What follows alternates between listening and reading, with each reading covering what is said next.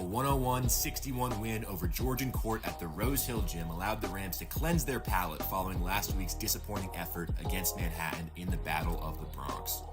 Yes, Georgian Court is a D2 school, but Tuesday night's win was important for a few different reasons. Jameer Tripp made his season debut and registered 12 points in 15 minutes. Freshman Jaden Smith recorded a double-double with 14 points and 13 boards.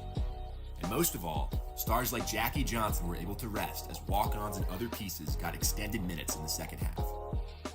Tonight presents a much tougher test in Drexel. Now a member of the Philadelphia Five, the Dragons are 3-2 on the year, with narrow losses coming against Temple and LaSalle. Zach Spiker's men topped Fairfield last time out on Tuesday, and they returned 4 of their 6 key players to a team that won 20 games a year ago. This will undoubtedly be a tough test for the Rams, but these are the kinds of games you need to win at home in non-conference play. It's Fordham against Drexel from the Rose Hill Gym next on WFUV Sports.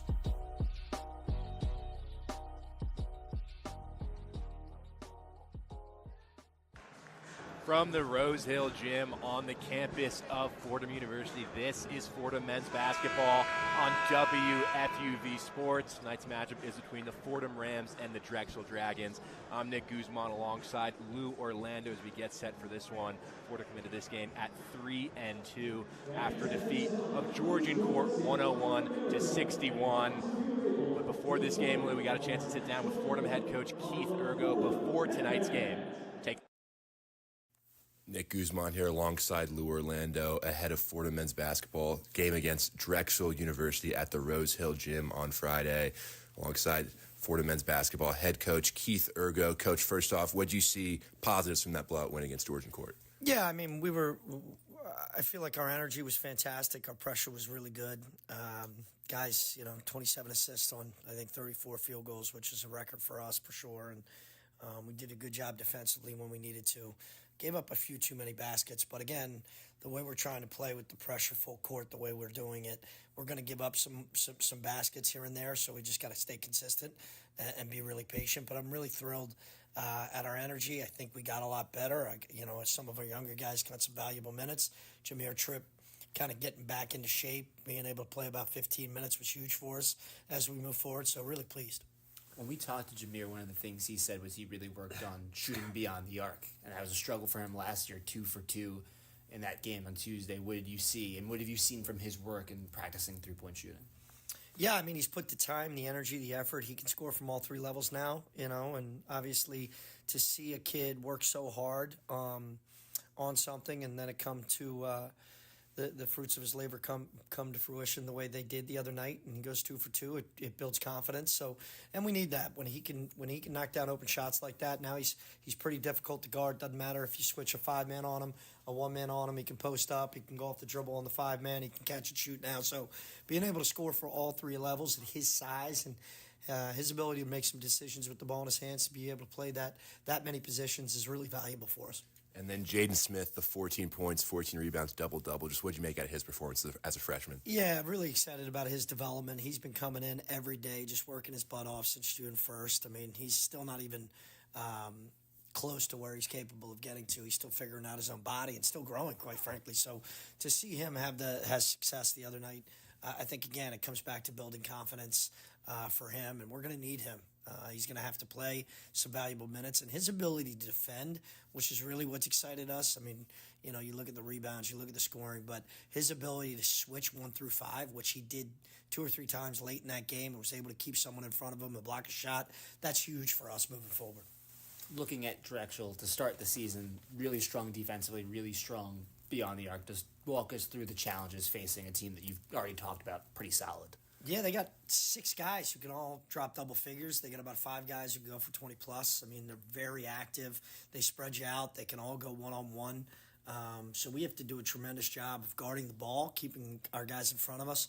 They don't play a ton of guys a lot of minutes, so we got to use our pressure to try to wear them down and then keep them off the offensive glass, right? So shot goes up. They do a tremendous job of crashing the glass and getting second chance opportunities. So for us, it's making sure we keep our men in front of us, force tough contested 2s, and then when the shot goes up, we got to hold them to 1 and done. Thanks, Coach. Go Rams. Welcome back inside the Rose Hill Gym. Nick Guzman here alongside Lou Orlando. Gabby Price, the third member of our crew, will join us a little bit later. We're just moments away from tip-off between Fordham and Drexel. And Lou, both these teams come in at 3-2. Fordham able to cleanse their palate a little bit from the loss in the Battle of the Bronx last Friday with that win over Georgian Court, 101-61. But Drexel poses a totally different challenge. Nick, you said it. This is the real test. The Georgian Court game was important for Fordham to, as you said, cleanse their palate, get morale back in the right spot. But this is an excellent Drexel team that is miles above the D2 opponent that was Georgian Court. They're so stingy defensively. They've been awesome offensively to start this season. It's the perfect test ahead of a really tough slate in the Sunshine Slam, but it's one that Fordham cannot take lightly. They're going to have to play super clean basketball if they want to come away with a win. Yeah, both Fordham and Drexel will jet off to Daytona Beach tomorrow. This game, day one of the Sunshine Slam, a campus game. It is the Sunshine Slam, but Lou, I haven't seen the sun since Wednesday. It's been raining like crazy here in the Bronx, but we have some starting lineups for you for both teams, starting with the Rams, where there's one notable change. Starting with the continuation, it's Jaffe Medor, Will Richardson, Ramad Dean, Jackie Johnson. And the change, the center will be Abdu Timbila coming in for Matt Zona. That's the big change for Fordham. Yeah, and you wonder when this was going to happen. Abdu Timbila, an A-10 all-preseason defensive selection, and Matt Zona just looked like he had gotten off to a slow start. Abdu was recovering from some injuries in camp, but this is the more athletic option that provides them better athleticism in the paint and probably better offensive upside inside the paint as well. So I think we expected this move coming. On the Drexel side of things, the Dragons coming off a big road win against Fairfield on Tuesday. Their starting five, the same as it's been all season long. Kobe McGee, Jason Drake, Yame Butler, Cole Hargrove, and Victor Panov. Your starting five for the Dragons. McGee the leading scorer, but Yame Butler, a former Fordham guy way back in 2020, 2021. And that's really who you key in on, because anytime you have a player return to their old college, Yame Butler spent his freshman year here at Fordham, you always worry about revenge games, and especially with the Fordham Rams, you always worry, I don't know, man, is Yame Butler going to go off for 30 points here in the Rose Hill Gym? But you can't sleep on Kobe McGee as well. He's a lights-out scorer, can shoot from anywhere. This is a really solid Drexel offense. Should be a good non-conference matchup here tonight. We're just about ready for tip. Abdu Timbila against Cole Hargrove at the center circle. Timbila wins the tip back to Jaffe Medor, and Fordham will get underway here on offense. Medor immediately steps into a triple and knocks it down. Great start for the Rams. 8 seconds in, they're on the board. And we'll talk about it. Drexel, a super stingy defense, 13th in the nation defending three-pointers. So for Jaffe Medor to find that opening on the left wing, that's huge. Medor went for the steal as Drexel advanced up court. Now they're able to settle here through Kobe McGee. Back up top here for Jason Drake. Swung out to the near side wing for Butler. The Fordham Ram watched by Richardson. Panov feeds down low. Hargrove can't get the finish with the right hand. Rebound secured by Ramad Dean. Fordham wearing white, Drexel in the navy blue as Medor advances the ball into the front court. Rams attacking from right to left, Drexel from left to right in this first half. Medor at the script Fordham logo. Bounces left wing here for Ramad Dean. Swung out further for Will Richardson. Out to the far side wing, Jackie Johnson will pull up from three. He knocks it down. Back-to-back threes from the Rams. They're up 6-0 a minute in. Fordham finding early offense here on the shot clock, using a screen to get Jackie open. Drake the other way for Drexel. Finds Butler. He's open for three. Butler responds. The former Ram, Yame Butler, 6'3" now. And you have a feeling that's not going to be the only time we hear Yame Butler's name, averaging 12.6 a game to start the season, stepping into a big starting role here with Drexel. Butler, a big reason why they were able to beat Fairfield on Tuesday. Richardson finds Johnson down low, who gets up and finishes with the left hand. 8-3 Rams. A little bit of lacking defense there from McGee. Johnson completely beats him on the backdoor. On the far side. Coach Urgo and this Fordham defense, they're always aggressive on the press. I think you expect them to be extra aggressive. Drexel, really tight rotations, maybe 6.5 deep here. It's 8-3 Fordham, 18-15 to go in the first half. Richardson takes the screen up high from Timbila. The feed straight away for Ramad Dean, top of the key. Near side wing, Medor feeds the post for Abdu Timbila. Timbila backs down. The hook shot is short. Didn't hit anything. Dean flies in for the rebound. Again, has it in the corner. Dean drives baseline. Bounce pass down low. Timbila can't quite finish. Right underneath. Panov with the rebound. The other way comes Jason Drake for the Dragons. Drake up high here for Drexel. Swung out wide to that far corner. Getting inside is Butler. Butler with the right hand, can't get the roll. Timbila swoops in and grabs the board. Jackie Johnson the other way for the Rams. Ramad Dean, the three, off back iron and out. Rebound loose, secured by the Dragons. Drake pushing the tempo the other way down the far side. 17:23 to go in this first half. Driving in is Drake, couldn't get it to go. Missed everything. Medor back the other way for the Rams. To Johnson on the far side wing. His triple's perfect. Jackie Johnson from 3 steps beyond the arc knocks it down. Fordham brought their shooting boots so far. Well, that one contested as well. Again, this is a Drexel team that does an excellent job of defending the perimeter. Fordham again with the backcourt pressure. Drexel advance here. Butler on the near side wing will try the three. That's short. Rebound off the hands of Panov. Gathered by Hargrove. Butler again. This one he gets to go. Yame Butler with all 6 points for Drexel so far. 11-6 Rams, 16:40 to go in the first half. Medor in the front court for the Rams. Hands off for Jackie Johnson. Up top for Will Richardson. Swung out to this near side wing for Medor again. The screen up high from Ramad Dean. Medor drives baseline. Picks up his dribble straight away. Johnson, he'll try another long three. He buries it again. Jackie Johnson, 9 quick points to start for Jackie. 20. Butler back the other way here for Drexel. Fordham's backcourt pressure. They force the turnover. Dean the other way. Dean down low with the left hand. Beautiful finish for Ramad Dean. It's 16-6 Fordham just 4 minutes in. More pressure from the Rams in the backcourt. It's 11 early points for Jackie Johnson. A double team through Johnson and Dean. They're able to cross the timeline here through Kobe McGee on this near side. Up top again here for Hargrove. McGee straight away for Panov. Handoff for Jason Drake up high. McGee to the near side wing. McGee steps back on Dean. He'll pop the three in and out. Panov the rebound. The lefty hook is good on the second chance. Fordham a little soft in the defensive paint right now when it comes to the rebounding. Drexel not known for crashing the offensive glass, but they've found 2 second chance opportunities early. 16-8 Rams, 15:20 to go in the first half. 11 quick points for Jackie Johnson to lead the way for Fordham. Jaffe Medor commanding the offense. Straight away, Abdou Timbila, the handoff up high for Medor again. Timbila. Richardson straight away now. Swung out to this near side wing for Jaffe Medor. Medor will pop the straightaway three off front iron. Couldn't get it to go. Rebound by Yame Butler. Drake the other way for McGee. Fakes the three, gets inside. McGee the feed down low for Panov. Couldn't get the shot up, and he's forced to retreat to the perimeter. Drake on the near side wing against Ramad Dean. Push straight away. Kobe McGee drives. Couldn't get the shot off. He got stripped as he went up, out of bounds. Last touch off of Fordham. Drexel basketball. When we come back, we've hit the under 16 media timeout. The score is Fordham 16, Drexel 8. You're listening to Fordham men's basketball on WFUV Sports.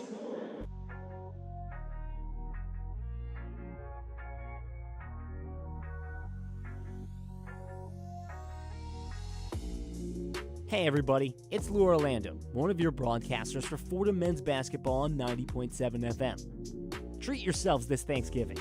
The Rams travel to Daytona Beach, Florida for the highly anticipated Sunshine Slam next week. So mark your calendars. Fordham bows Penn State on Monday, November 25th at 4 p.m. before facing the winner of Clemson and San Francisco in the afternoon on Tuesday, November 26th. Both games will be broadcast live on the WFUV Sports YouTube page. Don't miss two of the biggest matchups of the season. WFUV Sports is the home of Fordham basketball.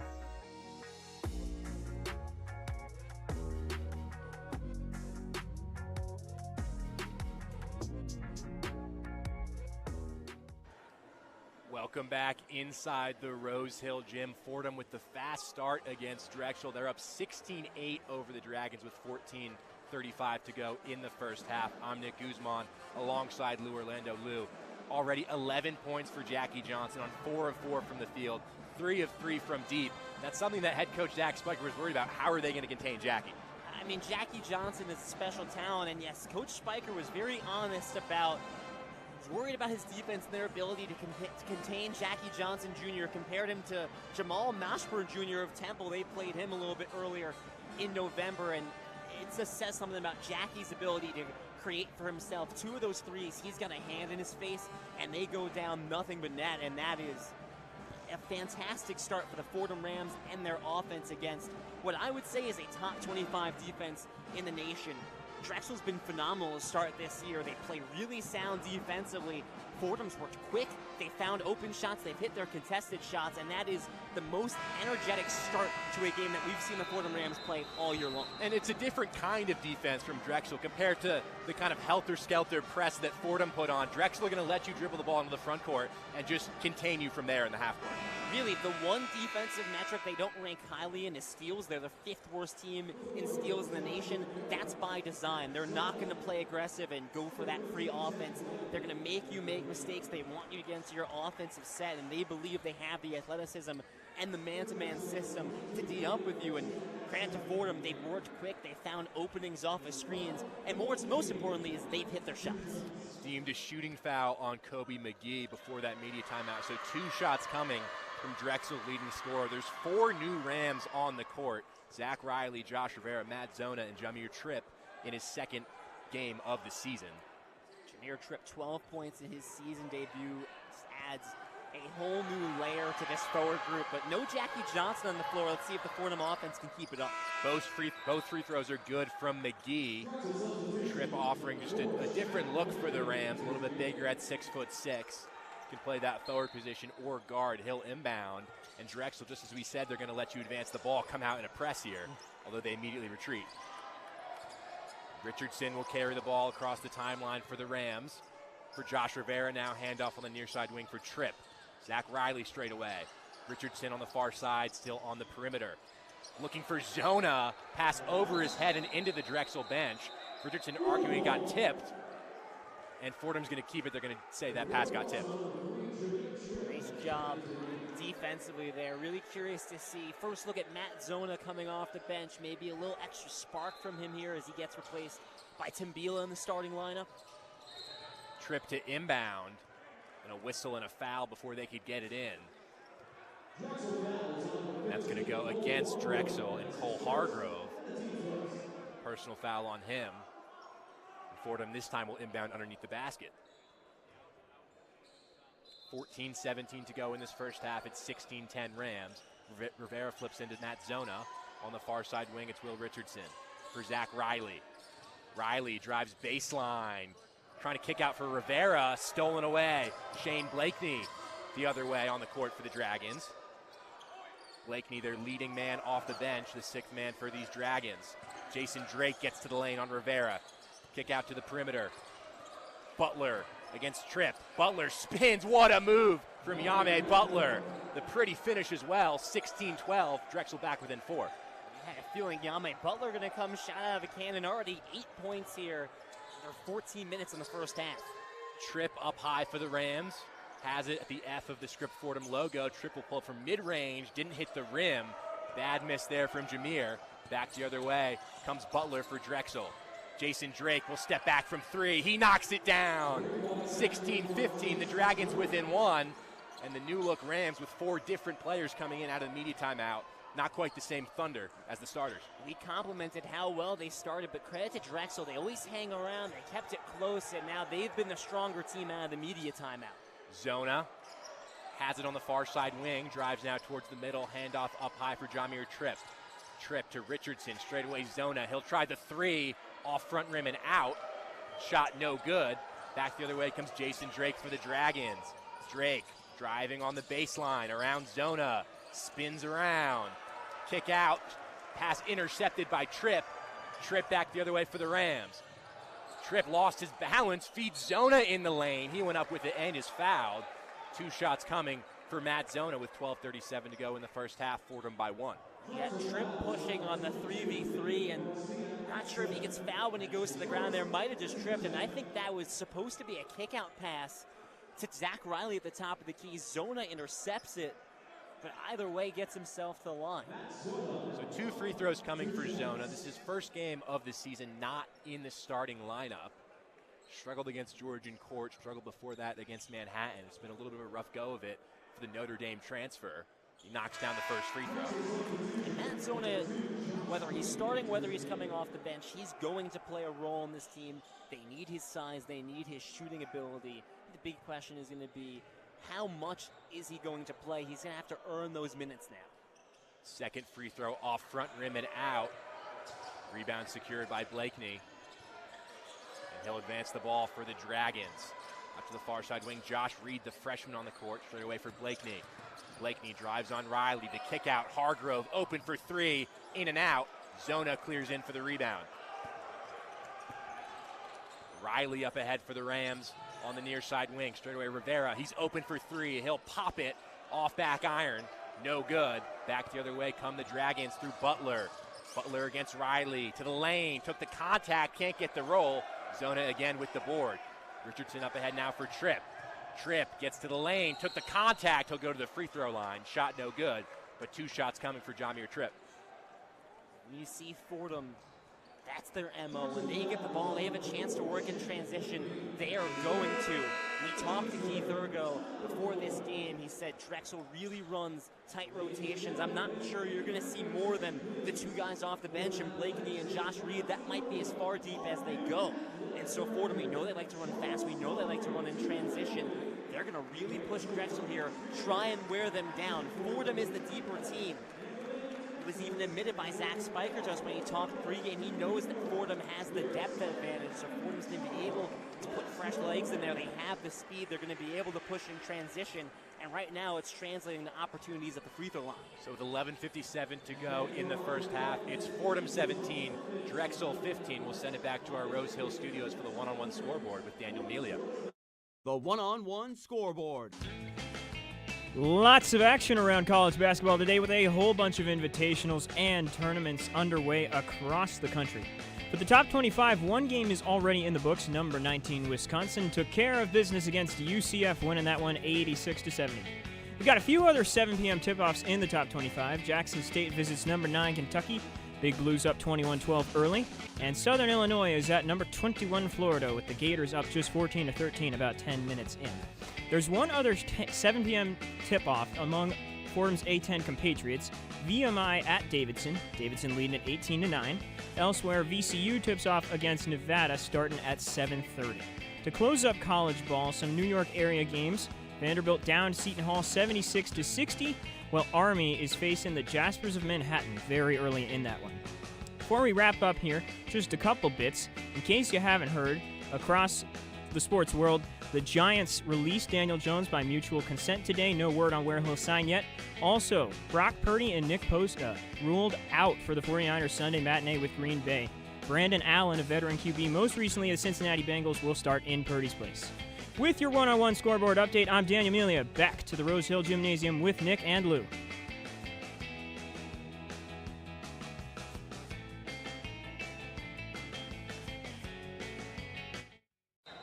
Back inside the Rose Hill Gym, Nick Guzman here alongside Lou Orlando. 11:57 to go in the first half. It's Fordham 17, Drexel 15. Lou, the fast start for the Rams, but then opting to sit Jackie Johnson, sit Ramad Dean, Timbila, and Jaffe Mador, and the reserves not quite getting it done at the same pace. I think it is worrying for Keith Urgo and this staff that there is a sizable difference in production with and without Jackie Johnson on the floor. And not for nothing, the Rams got open looks beyond the arc, and after that strong start, about 2 or 3 open threes didn't hit. 2 shots coming for Jamir Tripp. He misses the first one off front iron. Madord, Johnson back in the game for the Rams. Tripp had 12 points in his season debut against Georgian Court, played 15 minutes. As he gets the second free throw to go, Coach Urgo said before the game that you can expect that number to get ramped up a little bit into the 20-minute mark, maybe a little past it. Fordham with their backcourt pressures, the ball's inbounded towards Butler, able to advance into the front court at the Fordham logo. Butler hands off for Josh Reed. Freshman played sparingly this season on the court here for Blakeney on the near side wing, working against Mador. Blakeney gets to the lane, the lob up high, Zona defending, can't get the finish. Mador clears in for the rebound. The other way, the lob for Tripp, can't connect with him, that's out of bounds on the baseline. That's awfully close there. Great lob from Mador. We saw Mador set up a couple alley-oops in the exhibition games back in October. On the defensive end, that was an excellent shot contest by Matt Zone, and a great job. He started off on the near side, was able to get to the far side and contest Akuta down there. Ralph Akuta, the 7'1 freshman, providing some more size on the court for Drexel. Drexel went a little bit deeper in the bench than I think we thought. The drive, the floater in the lane, beautiful shot from Blakeney. 18-17, back within one are the Dragons with 11-13 to go in this first half. We thought, Lou, before this game was going to be a 6-man rotation, maybe 7 at most, but already Drexel going 8-9 deep here in the first half. Medora up high, kicks to the near side wing for Josh Rivera. Forced to pick up his dribble, back to Jackie Johnson near the timeline. 10 seconds for the Rams to shoot. Johnson drives, uses that quick first step, and finishes with the left hand. If Drexel's going to play in this man-to-man defense, even with the help, it's going to be so tough to stay with Jackie on those drives. Reed the other way, got up in the air. Johnson got his hand on it, and Timbila comes away with the steal. Good team defense for the Rams. Drexel got the switch they were looking for. 7'1" Akuta on 5'11" Johnson. Medor drives, took the contact, and finishes anyway. No foul call. Jaffe Medor, the strong finish. 22-17 Rams. 10:23 to go in the first half. More backcourt pressure here for Fordham. Yame Butler against Tripp, pulls up in the lane. Butler from mid-range, no good, off front iron. Medor the rebound, back the other way for Fordham. Medor will go all the way, and the foul. Jaffe Medor will go to the free throw line for one more. 24-17 Fordham. Jaffe looks alive as well.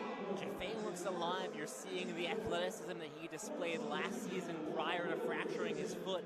Well, and how do you break up a defense that is top 25 in the nation? You beat them in transition, you get them running, you get them when they're not set, and you use your athleticism. And Coach Spiker admitted Fordham probably has us beat in the athleticism department. You're seeing it early.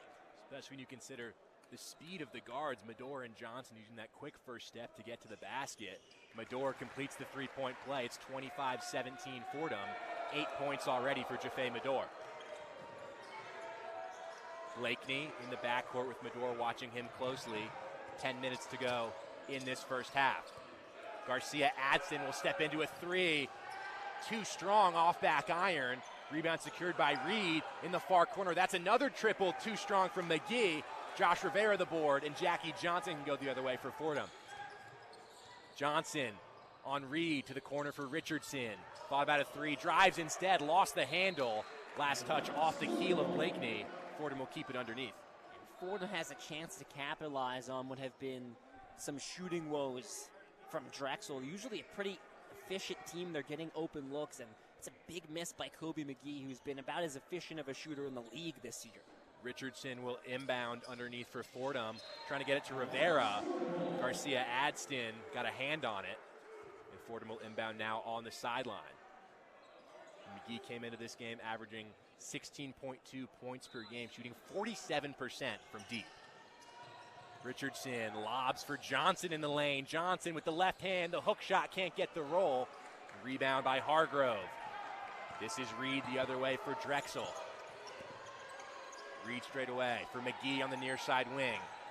In the post, it's Hargrove. Working against Rivera. Hargrove backs down the lane. Rivera took the bump. Blocking foul called on Josh Rivera. Trying to draw the charge. Just didn't quite have his feet set. And the Rams had kept Hargrove quiet through the first 10 minutes. Do not expect that to be the case for the full 40. This is, in the words of head coach Keith Ergo, a freak athlete. 6'8", 250 pounds, athletic, can shoot. This can be a real problem for the Rams if they let him be. Not a shooting foul. Drexel inbounds to Hargrove. On the near side wing, it's Drake for the Dragons. Drake up high, Garcia Adston faked the three. Driving on Timbila. Picks up his dribble, kicks out to the far side. Blakeney, his three too strong. Hargrove with the rebound though, keeps the possession alive. Johnson got his hand in there. It's out of bounds on the sideline. Fordham basketball. Fordham's just been relentless in the forecourt here, and we've expected them to come out aggressive, but I'm just impressed with how clean that aggression has been. They're not really muddying the game. They're just playing fast and playing energetic, and the game is working their way. Still a pace to this one, definitely. Richardson up high, hands off for Jackie Johnson. 8:50 to go in this first half. It's 25-17 Rams. Johnson on the perimeter, gets to the lane. Johnson spins, trying to find Dean. His pass deflected. Dean goes to the floor with it, able to find Richardson. Timbila down low, he travels. And that's going to be a turnover. And that's a shame because that was a wild effort by Ramad Dean to save what was an errant pass by Jackie Johnson III, and that is the frustrating things that come with Abdou Timbila. That should be an excellent look and a two-pointer inside and just not careful with his feet. Kobe McGee up ahead. Splits the double team of Dean and Medor. Drake wide open. Garcia Adston knocks down the triple. William Garcia Adston with the three. It's 25-20. Drexel back within 5. Drexel quickly finds an opening when Fordham doubles up top in the press. Jackie Johnson at the script F Fordham logo. Out to the far wing for Timbila. Driving now in the post.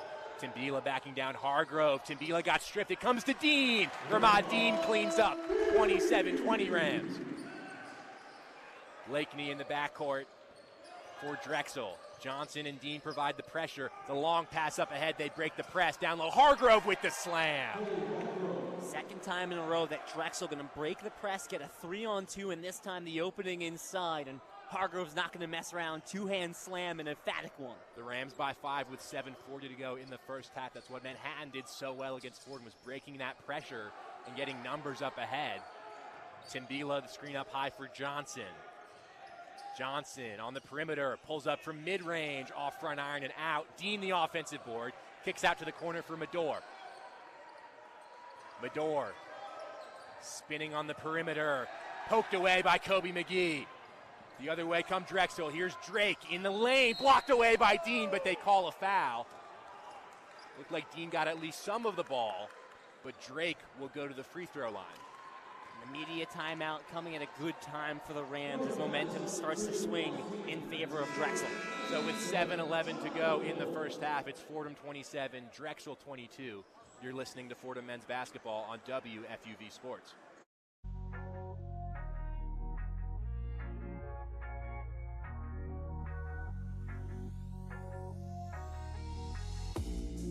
Hey everybody, it's Lou Orlando, one of your broadcasters for Fordham men's basketball on 90.7 FM. Treat yourselves this Thanksgiving. The Rams travel to Daytona Beach, Florida for the highly anticipated Sunshine Slam next week. So mark your calendars. Fordham bows Penn State on Monday, November 25th at 4 p.m. before facing the winner of Clemson and San Francisco in the afternoon on Tuesday, November 26th. Both games will be broadcast live on the WFUV Sports YouTube page. Don't miss two of the biggest matchups of the season. WFUV Sports is the home of Fordham basketball.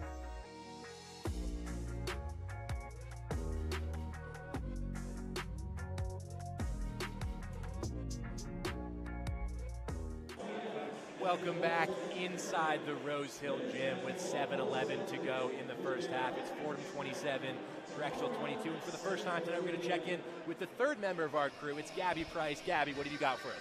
Thanks, guys. Well, if you are a Fordham fan, then you already know that Jackie Johnson III has been the name of the game for this Rams team all year. Averaging 19 points per game, he was currently second in the A10 for shooting, showing just how instrumental he is for this team. Tonight, Jackie is already on track to surpass that, already having 13 points and being 3 for 3 from behind the arc. Coach Ergo, right before the media timeout earlier in the half, yelled Jackie's name to get back on the court. So as we saw the last couple minutes, we'll be seeing a lot more clutch shots and points from Johnson throughout the rest of this half in the game. Gabby, thank you so much. Jackie Johnson, really the catalyst for pretty much everything Fordham has tried to do offensively this season. 13 points, as Gabby said, 5 of 7 shooting, 3 of 3 from deep. But it's not just the deep threat, it's the first step on the drives to the lane. He's so fast as well. He is the complete package when you're looking for an offensive playmaker, and the threes get a lot of love because he shoots them a lot and he hits the contested ones. But you talk about the quick first step. I think the thing that I'm starting to fall in love with is the success he's finding inside, shooting 68% from inside the three-point line. That is awesome numbers from a kid who's only 5'11", but it doesn't seem to matter. When you're athletic and as quick as him, you're going to beat guys at the point of attack. You're going to get to the rim, and he's got that vertical that he can get up there and finish inside. And this is the offensive playmaker that Fordham has been searching for ever since Darius Quisenberry graduated. Johnson leading the way with 13 points, but also some good secondary scoring so far as well. Jaffe Mador with 8. And Lou, before that Manhattan game, Jaffe Mador, it's fair to say, was shooting pretty abysmally from the field. He was shooting 18% heading into that Manhattan game. Then had the big game against the Jaspers, shooting 23, scoring 23 points, making 6 threes, had 9 points on 3 threes against Georgian Court. Seems like he's found his shooting touch again. Yeah, that Manhattan game really woke up something in him. He was lights out in the final 2 minutes, and you said it, first 3 games, 18% from the field. If you factor in this 3-for-4 start for him today, he's now up almost 70% from the field the last 3 games. Jason Drake at the free throw line for Drexel, made the first one and the second. Drake goes 2 for 2 from the line, 27-24 Rams. 7:11 to go in the first half. Richardson in the backcourt, some pressure here from Blakeney. Mador able to advance the ball across the timeline. Blakeney applying that pressure though. Straight away Richardson, inside for Johnson, down low for Timbila. Timbila can't finish, lost the handle, gets it right back though and puts it up and in. Strong work from Adu Timbila to stick with the play. 29-24 Rams. That's going to be a fun matchup tonight. Timbila and Hargrove, the 2 biggest guys on the court. That's going to be a fun one down low. Drake goes behind the back up high, drives inside. The circus layup can't get it to go. Mador the other way for the Rams. Good help defense from Timbila. Johnson to the corner. Richardson, he'll pop the 3, and he connects. Will Richardson, 32-24 Rams. Johnson makes the extra pass. Richardson alone in the corner, and that's a nice shot to see Will make there. Blakeney got around Dean. His shot short from mid-range. Dean secures the rebound. Mador with it for the Rams. 6:09 to go in this first half. Fordham up by 8. Johnson up high for Fordham. Gets the screen from Timbila. Johnson thought about a 3. Now will drive off the glass. Shot no good, but he takes the contact and will go to the free throw line. He got fouled hard there, but just a little stutter step, a little stutter dribble. Was able to drive inside. Maybe not as open as the first basket he had driving inside, but I'm not sure how you really defend Jackie when he's moving that quick without making some type of contact, without fouling in some way. 2 shots coming for Jackie Johnson. Only played 14 minutes against Georgian Court, but that was a game where Fordham were able to spread the minutes around amongst the walk-ons as well. Everyone got some playing time in that 101-61 win. So Jackie should be fresh for this one. First free throw off back iron and out. Both Fordham and Drexel around 67% from the line this season. An area where both teams will want to improve as we go along. There's a big harping point for Coach Urgo all throughout camp, and it really does feel like those issues have persisted in the early going. Johnson's second free throw is good. He goes 1 for 2 from the line. Fordham by 9 with 5:56 to go in the first half. Fordham now 4 of 7 from the line as a team. Drake across the timeline for Drexel. Victor Panoff back on the court on the far side wing. The handoff here. Down low, Panoff, Drake into the corner. Thought about a 3, a bump on the perimeter from Tripp. Kobe McGee draws the foul. That'll be on the floor. And that's a foul created because of how afraid Fordham is of Kobe McGee's ability to shoot from beyond the arc. It was something that was really stressed in practice. When he's standing beyond the arc, you have to get out there quick. Tripp does try to get out there quick, and McGee takes advantage and drives into him, draws the foul. Drake will inbound underneath here for Drexel into Hargrove. Up top again for Drake. Drake kicks out up top, swung out to the far side wing by McGee. Spinning inside, Butler out again for Drake. Great ball movement, the shot in and out. Timbila with the rebound. Fordham survived that sequence. Richardson advances the ball for the Rams. Straight away, Ramad Dean pumps the 3. Johnson up high. Johnson gets the screen from Timbila. Kicked out to this near side wing for Richardson. Tried to find Timbila down low. His pass deflected, stolen away by the Dragons. Drake the other way. Panov will step into the 3. That's way short. Didn't even hit the rim. Richardson can go back the other way for Fordham. Under 5 to go in this first half. Fordham by 9. Tripp feeds the post on this near side for Timbila. Kicked out to the corner towards Tripp. Stepped out of bounds. That's a turnover. We talked to Coach Urgo when do you think Jameer Tripp's really going to be ready and back to full strength? He said, it's going to take a few games to get back into game shape, maybe also mental IQ shape. He had a couple of those errors last time out against Georgian Court where not in the right spot, standing on the line, and it's been about 6 weeks since he's really played consistently, even in practice, so everything is going to have to get ramped up for Jameer Tripp. Blakeney the other way for Drexel. Up high, this is Drake for Hargrove. Hargrove again. Drake gets by Rivera. Drake, the righty leg, got the roll-off back iron. 33-26 now as Drexel cuts into the lead. Drake more of a facilitator in this offense. He's been really fun on the offensive end, though, and you get a chance to see his quickness. Richardson on the far side wing for the Rams. Inside for Zona on the court. Zona working against two defenders, wide open in the corners. Rivera, his three won't go. Zona tipped the rebound. It's secured by Drake, though. Back the other way, Blakeney for Drake. On the far side wing, steps back. Blakeney now, swung out to this near side for Panov. Up high again for Drake. Hargrove. On the perimeter. Handoff in the corner. Butler gets inside on Zona. Butler forced up the tough shot. What a finish from Butler with Zona all up in his face. I mean, that is perfect defense by Matt Zona, just better offense by Butler. 33-28 Rams, 3:35 to go in the first half. Jameer Tripp on the far side, hands off for Johnson. Blakeney tried to break it up. Johnson comes away with it. He'll step into the straightaway three, off front iron and out. Butler with the rebound. Drake the other way. Blakeney. Up high, this is Drake. Crossover on Tripp, gets to the lane. Hargrove top of the key. To the near side wing again for Blake. Working against Tripp. Tripp got his hand in there, saved it on the sideline. What a play by Jameer Tripp to get the steal. Johnson the other way for Fordham. Johnson drives inside, blocked away by Panov. The other way come the Dragons. Butler now will settle things down. Hargrove at the free throw line. Inside for Panov, spins on Johnson and finishes with the left hand. 33-30, 2:46 to go in the first half. Timeout taken by Drexel. What a sequence, Lou. I mean, that is wild, wild stuff. And for a second, you think, man, that's classic Fordham basketball. Jameer Tripp forces the steal, the hustle play to keep it in bounds, ahead to Jackie Johnson in transition. That's everything that Coach Orgo harps on, and it all stops when Jackie Johnson gets blocked up there at the rim, and then Drexel comes back the other way, and not for nothing, we talk about Fordham wanting to play fast. Drexel's a team that wants to play run and gun as well, and they haven't really been able to as much as they would like to so far in this game, but that's something Fordham wants to limit is Drexel moving with speed and finding the openings in their defense. We saw it earlier when they were able to dissect the press break. You need to slow Drexel down. It's a quick 6-0 run for the Dragons to get them within three. It's Fordham 33, Drexel 30 with 2:46 to go in the first half.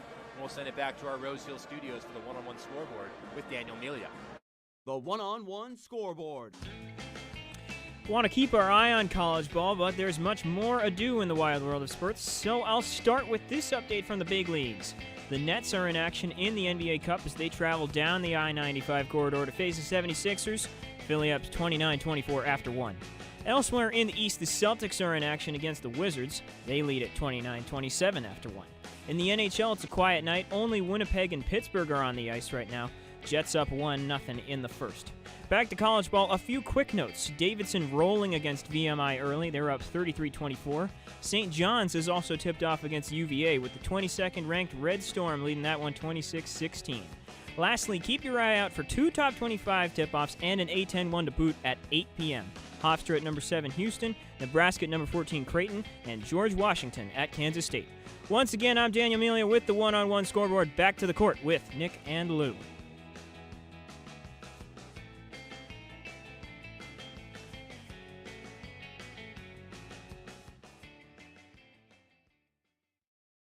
Back inside the Rose Hill Gym with 2:46 to go in the first half. Fordham with a narrow 33-30 lead over Drexel and Lou. It looked like early that Fordham maybe we're going to run away with this one. We knew they weren't because we know how good this Drexel team is. And it's no shock. It's the former Ram Yame Butler leading the way with 10 points. Yame Butler has been exciting offensively. He's been able to create for himself. What scares me is that it's been a quiet day from Kobe McGee. We haven't heard too much from Cole Hargrove, and those are two crucial pieces of the Drexel offense. And despite how well Fordham has played, they're only up 3. If either of those guys wake up, I think you're looking at a much different ball game. And Fordham really going to have to work hard to keep them quiet. Richardson into Riley. Jackie Johnson started 5 for 5, has since cooled off, now shooting just 5 of 9 from the field. Richardson advances the ball into the front court for the Rams. He hands off on the far side wing for Medor. Will Richardson gets called for the foul. Offensive foul on Will. It's a tough one. Will trying to set that screen off ball on the right wing and just doesn't set his feet. A game where coming into the media timeout, Drexel had a lot of momentum. Here they have a chance to tie the game. Drake advances into the front court. Fordham with some pressure here up high. Blakeney will step into the triple. He rattles it home. Shane Blakeney, the 6th man off the bench, knocks it down. We're all tied up at 33. Again, as well as the Rams had played, Drexel did just enough to hang in this game, and now, boom, like that, it's tied. Richardson up high for the Rams. The near side wing for Josh Rivera. To the corner for Zach Riley. Riley down low, kicks up high again for Medor. Medor drives, takes the bump, shot blocked away by Blakeney. Rivera fighting for it, taken away by Butler. Butler the other way for Blakeney. Butler for Panov in the far side wing. Down low to the post, Hargrove. With Timbila on him, the handoff for Butler. He drives. Butler, the reverse leg, got fouled. And Yame Butler will go to the free throw line. Butler is really providing a lot of problems to the Rams right now in terms of being able to defend him. He's quick. He had a nice first step there. He gets Abdu in an awkward spot where really all he can do is foul. As soon as he goes up to contest that shot, Butler's a really smart player. He knows how to draw that contact and get himself to the line. 1:43 to go in the first half. 2 shots coming for Yame Butler. The first one is good. Butler spent his freshman year at Fordham. That was in 2020, 2021. That's back in the Jeff Neubauer era. Played in just 11 games. Then dropped down to the JUCO level. State Fair Community College in Missouri. Played there for a year. Then on to Drexel, where he's a key part of this team now in his 3rd season. And the book on Butler as a freshman was he probably wasn't college-sized yet. As a freshman, had a bit of a funky jump shot, and Fordham was a mess in 2020-21. Jeff Neubauer ends up getting fired in that season. The Rams go 2-13. But he found success, started every game in community college, and now he's worked his way back to the D1 level, and he's an everyday starter now. With both free throws good from Butler. Drexel by 2 with 1:33 to go in this first half. Medor, the lob for Timbila. He puts it up and in. Beautiful feed from Medor. Beautiful finish from Abdu Timbila. We're tied up again at 35. 1:22 to go in this first half. Jason Drake will advance the ball here for the Dragons. With Riley applying the pressure. Drake drives down low. Kick out up top for Butler on the perimeter. Butler behind the back, gets the lane. The feed down low, a lot of contact. And Abdu Timbila called for the foul. And I like that one there. That's Clem Edamwanian going up, trying to get the 2-hand slam, and he's probably going to get it there. So Abdu, you get in his way. Edamwanian's only been to the free throw line twice this year, 1 for 2. Make him earn it at the line. Edamwanian, the 6'9" freshman from London, England. First free throw from him is perfect. Drexel by 1 with 1:04 to go in the first half. Edamwanian played just 1 minute in that game against Fairfield towards the end of the first half. It's the 10th different player into the game for Drexel. We came into this one thinking we might see 2, at most 3 players off the bench. Second free throw in and out from Edamwanian. Jaden Smith, who had a double-double in the game against Georgian Court, on the court for the first time and grabbed the rebound. Jaffe Medor with under a minute to go in this first half. Drexel by 1. Medor up high. Smith sets the screen in the corner. Richardson, quick trigger. He knocks it down. Will Richardson puts the Rams back up by 2. 42 seconds to go in this first half. Drake the other way for Drexel. Watched closely by Medor. Blakeney to the far side wing for Butler. Spins away from Richardson. On the baseline, Butler double team. Edamwanian against Smith. And that's going to be a travel. Great defense there from the freshman Jaden Smith to force the turnover. Well, coming off the double-double, but that double-double comes against a D2 opponent, and Coach Urgo has not been very lenient with the freshmen in terms of the minutes they're getting. This is a big sign of trust that he's coming into this game, and a great defensive play there to force the turnover. 23 seconds to go, clock running. Keith Urgo will call a timeout as Medor advances the ball across the timeline. And just to add to this point, the sky's the limit for Jaden Smith, a four-star, one of the highest-rated recruits that Fordham's had in their history, but still a raw product, I think, despite being 6'11", maybe doesn't have the college strength that you need at a big man. You compare him to guys like Abdou Timbila and even Matt Zona. Doesn't really compare in terms of strength, but athleticism, defensive ability, defensive potential. This is a kid that, again, the ceiling, or the sky rather, is the limit. Impressed a lot in Georgian court, earning more minutes. He's the first freshman to come into this game. I think it's a big sign of trust by Keith Urgo to put him into this game, even in the final minute on the first half, and he rewards that trust with an excellent defensive play down low. Something that Coach Urgo has talked about this year is that Jaden Smith is still getting to learn his own body. He's literally still growing at 6'11". Isn't that wild? It's a wild thing to think about. I stopped growing my sophomore year of high school. Yeah, but he's so long, just physically, the length that he provides on the court. Defensively, definitely going to have an impact for the Rams this season. There's 20.9 on the clock. Shot clock turned off. It's 38-36 Rams. They'll inbound on the far sideline just to the left of the Drexel bench. Smith has checked out in favor of Matt Zona for this last possession of the half. And based on what we've seen, this is one probably either going to Jaffe or Jackie, and they're holding to the final second. Richardson inbounds to Ramad Dean. Now Richardson again up high for Johnson. A step in front of the timeline. 15 seconds to go in the half. The shot clock is turned off. Under 10 to go. Jackie still up high. The screen from Zona with 6. Johnson makes his move. Dribbled it off the foot. And it's going to stay Fordham basketball, I believe. It's a kickball violation on Edmonian. 4.2 to go in the first half. Zona's going to come up and set a screen for Jackie to dribble left, but Drexel did a really nice job of making it hard for Zona to get up there and kind of blew up that play. And now I think you get a different look, the baseline or the inbounds on the baseline side. I think you get some feed to the elbow and a quick shot. Medor to inbound with 4.2 to go in the first half. Medor into Jackie, the fadeaway 3, off the rim and out. Rebound by Drexel, and that will do it for the first half. Fordham with a narrow 38-36 lead. Lou, Fordham off to the fast start, but we always knew this was a very talented Drexel team. They were always going to get back in it. Nick, I think this is going to be one of the best non-conference teams that Fordham plays all season long, and the Rams should be proud to have a 2-point lead. And yes, did they relinquish what at one point was a 9-point lead?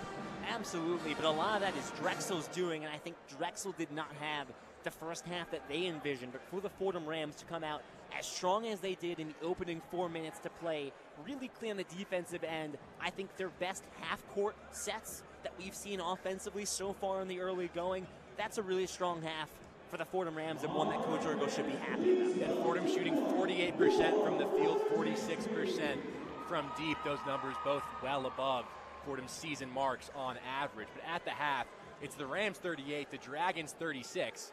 And we'll send it back to our Rose Hill studios for the one-on-one halftime report with Evan Harkin.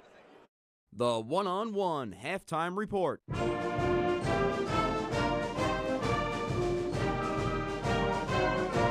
What's going on, everybody? Welcome into the Rose Hill studios. I am your studio host, Evan Harkin, joined alongside Daniel Melia. We're here to talk some Fordham basketball. This game right now, as it sits at halftime, 38-36. Fordham on top by 2 points. Daniel, it feels like this is becoming a back-and-forth basketball game. What started out as Fordham's basketball game, the Drexel Dragons slowly crawling back, and then finally even taking their first lead of the game as we got closer to half. Yeah, and it's honestly kind of surprising because Fordham started this game so well. And normally when you start a game as well as they have and then you cool off, you think, oh, okay, it's the shooting. But no, we heard Nick say right before halftime, 48% from the field, 46% from three. They've stayed hot. What it feels like to me, and feel free to differ with me on this, but what it feels like to me is that the defensive intensity and discipline have really just vanished. I think I agree. The Fordham defense seeming to play one of their worst games so far, while their offense is playing the best game offensively at this point right now. Nick mentioned how their shooting stats are a lot higher than they typically are. It feels like a red flag. It feels like when you're playing your best ball offensively and then the other team is just able to crawl right back into it, that usually sets up a second half where that team that was down kind of starts to fight back and find a way. But how do you think the Fordham offense, the Fordham defense can stick together, really play a true basketball game overall, maybe keep the Drexel Dragons away, keep expanding this lead that they have right now? Well, I think that I know this is a team that has hung its hat on defensive intensity. Mm-hmm. And what needs to happen in the locker room, and I'm sure Coach Ergos is going to be on this, is there needs to be some galvanization. There needs to be a rousing speech. We don't need the Miracle on Ice locker room speech, but we need something to say, all right, come on, let's buckle down here. And I think that starts as well with the interior. When you look at the box score here, a lot of the big men, of course, the one with 2 fouls is Abdou Simbila starting in place of Matt Zona today. But a lot of the big men have gotten in trouble. No blocks in the stat sheet yet. And that is a big red flag to me. I think that the defensive discipline has to start in the interior, especially because given that Drexel came into this game shooting 38% from downtown, they're right on that mark today. This is a team that is going to shoot. You want to, drive them in, force them to go to the paint. Defensive discipline has to start in there. And then you look at the other side, Drexel with 2 blocks, so they're doing it in the middle. We got to see Jackie Johnson go all the way down. He got blocked by 2 separate defenders on that play, so showing that Drexel's really getting it done inside defensively. It's kind of amazing to look at these stats right now, how close they are. Rebounds, Drexel 17, Fordham 16, lead changes 1. The largest lead in this game so far was when Fordham started out early, hitting those 3 threes.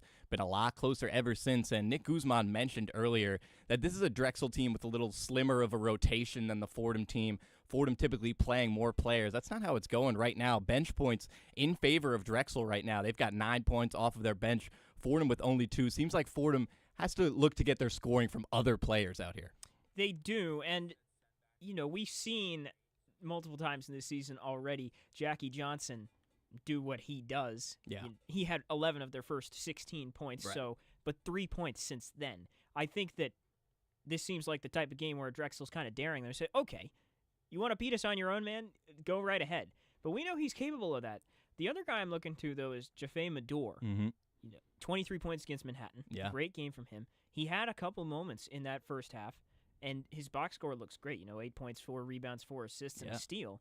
But those 2 turnovers do stick out, number 1. Number 2, you got to shoot the rock if you got the hot hand, man. And I think that that's something that they're going to need him to do in that second half. Yeah, Fordham 7 turnovers right now, not getting it done in that department. One of the few departments that Fordham isn't getting it done in right now, but a reason that this game is so close. I think another guard you can look towards is Will Richardson, very similar with Jaffe Mador, and they've had very strong seasons in the past, maybe not last season, but you saw the flashes, you saw the glimpses, and you wanted them to really put it all together this season. So far, been playing decently in this game, but both of them with those 2 turnovers, so looking to keep the ball in their offense's hands a little bit more. I'm trying to find reasons that this Fordham offense has been playing so well. One thing that sticks out to me, though, and this is a minor criticism, but I had the same criticism when I did the St. John's game. 4 of 7 from the free throw line. I know, small sample size. But if this is going to be a close game, those missed shots are going to count. You have to convert on the freebies. And so far, not so good. Yeah, not taking advantage of what Drexel's giving them. It seems like Drexel's taking advantage of Fordham's mistakes. Points off turnovers, Drexel 14, Fordham only 5. So when Fordham is turning the ball over, Drexel taking advantage. Fordham not doing it on the other end. And you mentioned the free throws. That's only 3 points. That would be a whole nother possession. Yeah. It's 3 points is not just 3 points in a basketball game, especially when you get down into the wire. That's an entire another timeout, a whole nother possession.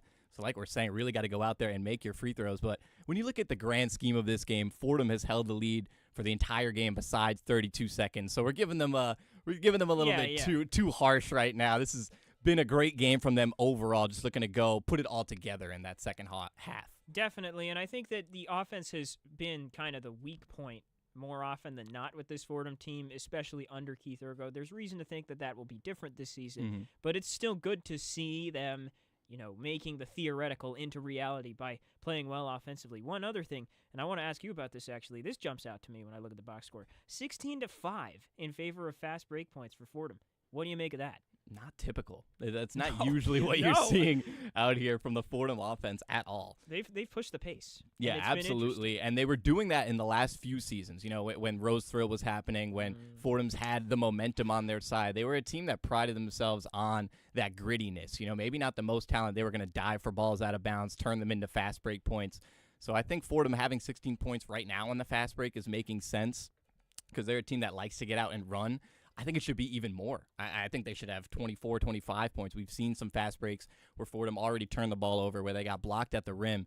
So if they can keep running the ball, and then we mentioned how Nick Guzman said that Drexel has so much of a slimmer rotation. So you get those guys running up and down the court. You get them sweating. Now they got to bring the bench players in where they don't have as much depth as Fordham has.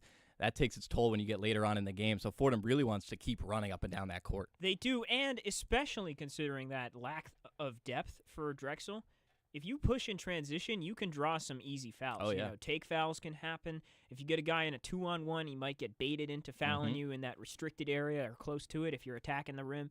I think that that's something that Fordham really could take advantage of. Although, again, that brings me back to hit your free throws. Yep. Take the points at the charity stripe. We'll see what strategy Coach Urgo comes out of the second half with, but I'd be very surprised if they didn't continue to push the pace and if they didn't turn up the heat on the defensive interior. And Lou Orlando, our color guy, mentioned, I'm interested to see if it unfolds in the second half. If Yame Butler and Jason Drake can get this game going for themselves, Yame with 12 points right now leading the team, Jason Drake 7 points right behind him. But if they can start playing the basketball they're typically playing, they can really be a 1-2 punch. One of these games, one of these guys, if not both of them, can totally go out there and win the game for them. Yeah, absolutely. You know, Yame Butler, 12.6 points per game so far this season. Again, limited sample size. Kobe McGee, another guy, puts up big numbers for them. And Cole Hargrove, you know, it's three double-digit scorers. They have guys who can put the ball in the basket. This is a pretty feisty team for a team that was picked to finish 11th out of 14 in the CAA. I mean, let's not forget, too, the one team that was picked to finish below Fordham, LaSalle, they only lost to them by 3 points. So this is a solid team. You know, I'm not surprised to see them close. Absolutely, and we'd love to sit here and chat Fordham basketball all second half, but you're going to be watching that second half, so we'll send you back over to Lou Orlando and Nick Guzman over at the Rose Hill Gym.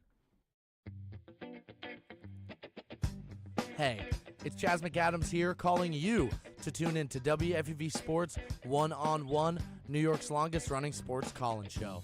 With hot takes covering all sports from the 5 boroughs and beyond, to interviews with some of the biggest names in sports media.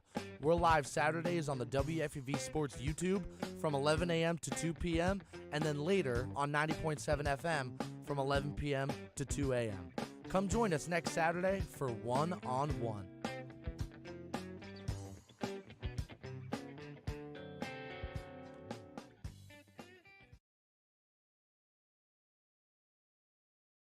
Hey guys, it's Jamir Tripp from Fordham Men's Basketball. You can catch all of our games on 90.7 FM and the WFUV Sports YouTube page. And make sure to fill the hill this season as we celebrate 100 years in the Rose Hill Gym. WFUV is the home of Fordham basketball. Go Rams.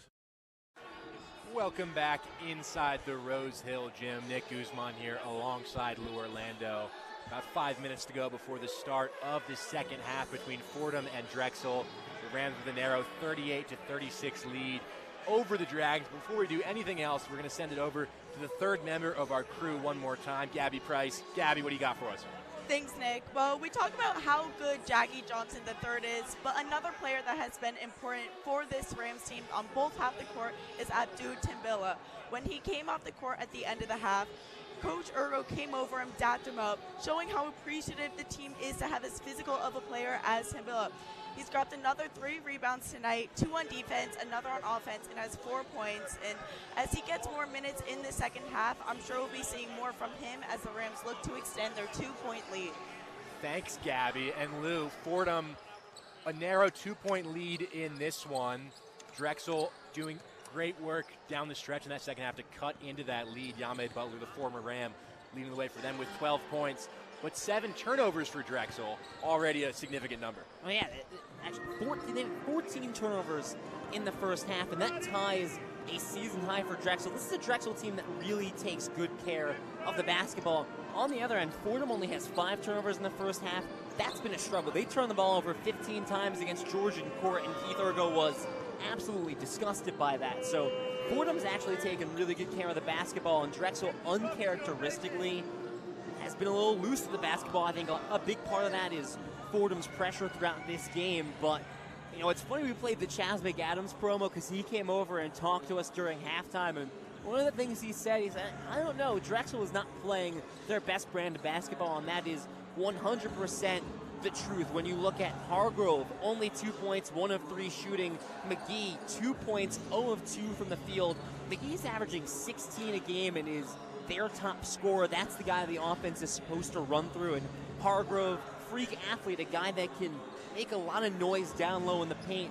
2 guys that I thought were pretty much non-factors in the first half for Drexel.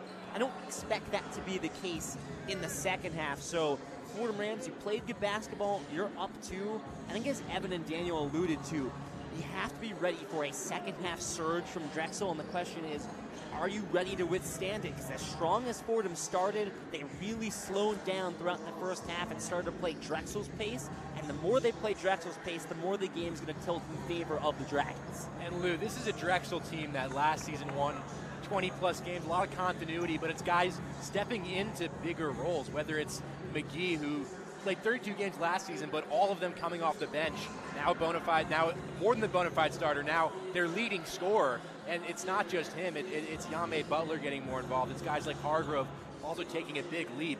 But for the Rams, it feels like this is really the perfect game to send them off into the Sunshine Slam. Technically, yes, this game a part of the Sunshine Slam, but those games down south in Daytona Beach where Fordham are going to face some very, very stiff competition. All right, you look at Penn State and you look at it, right, the next day drawing either Clemson or San Francisco, and those are 2 high-profile matchups. Penn State might be, either Penn State or St. John's is going to be the best team you play all season long, and coming off of a Manhattan loss last Friday that I think really took a shot to the confidence of the team and the confidence of the fan base and made you realize, okay, this team still has a little bit of last year in them. I think this is a great matchup for the Rams to get ready for the Sunshine Slam, because this is not a win that you're going to luck into. Even with Drexel struggling a little bit, they're going to make you play clean basketball. They're going to make you play a clean brand of basketball in all aspects, offensively, defensively. They're going to make you take care of the basketball. If you want to win this game, I think that's no better test to get ready for 2 of your toughest matchups of the season. I thought Fordham met that test in the first half, but we hear it all the time. You know, it's easy to play a good half of basketball. Can you do it for the full 40 minutes? And that's the real question that is looming in front of the Fordham Rams right now. And offensively for Fordham, the numbers check out, and they also match the eye test. Fordham shooting almost 50% from the field, 46% from deep, and it looked smooth on offense.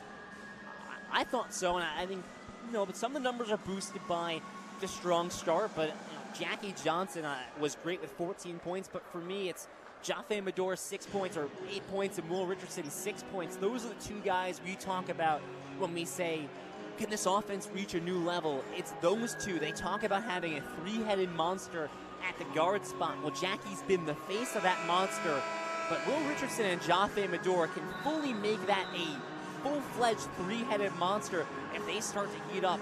Will Richardson has been inefficient to start this season. He was perfect on threes in the corner. Jaffe Medor, we've talked about, he's getting more efficient. He's starting to heat up. Those are extra layers to this offense that can carry you past. I said it before, I'll say it again. A top 25 defense in Drexel, and even looking at A-10 play, this is going to be one of the best defenses Fordham plays all season long. So far, so good for the Rams. They lead Drexel 38-36 as we're set to start this second half.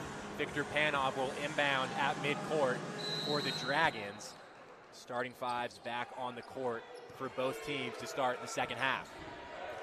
Drake with the ball up high for Drexel as we're underway. Hargrove at the F of that Fordham logo. Far wing Drake, the screen up high from Hargrove. Now Drake working against Abdou Timbila. Into the corner, that's a 3 from Butler. That's short, missed everything. Medor the rebound. Johnson, the long pass up ahead for Richardson. It's deflected, and Will's able to gather underneath the basket. Circles around. Dean open for the 3. Ramad Dean knocks it down.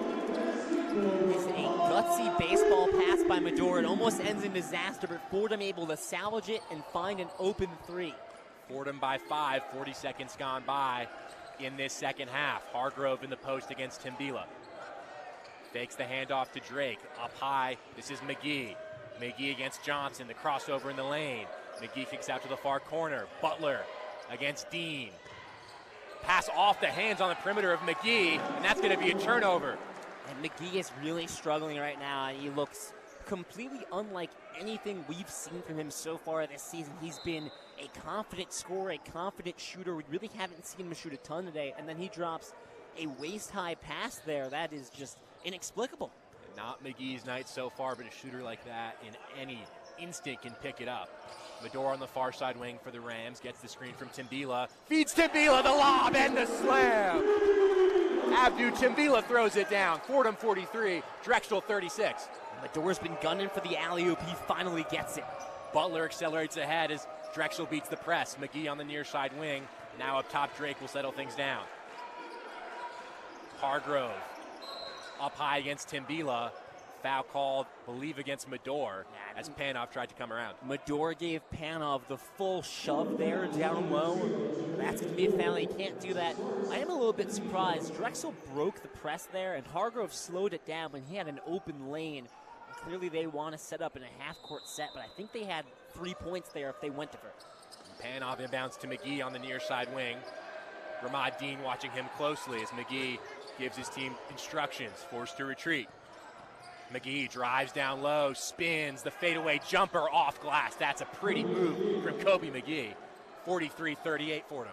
We'll see if that's the one that gets him going, because that was a contested two. He fades away, banks it off glass, and makes it look easy. 2 minutes gone by here in the second half. Richardson on the far side, hands off for Jaffe Medor, circling around towards the middle. Medor will pop the three. That's no good, off the side of the rim. Panov with the rebound, knocked in the air by Dean, and Fordham get it back. Johnson to Dean in the corner. That's a three, in and out. Drake the rebound. Back the other way for Drexel. Drake goes behind the back. McGee thought about a three, drives to the lane.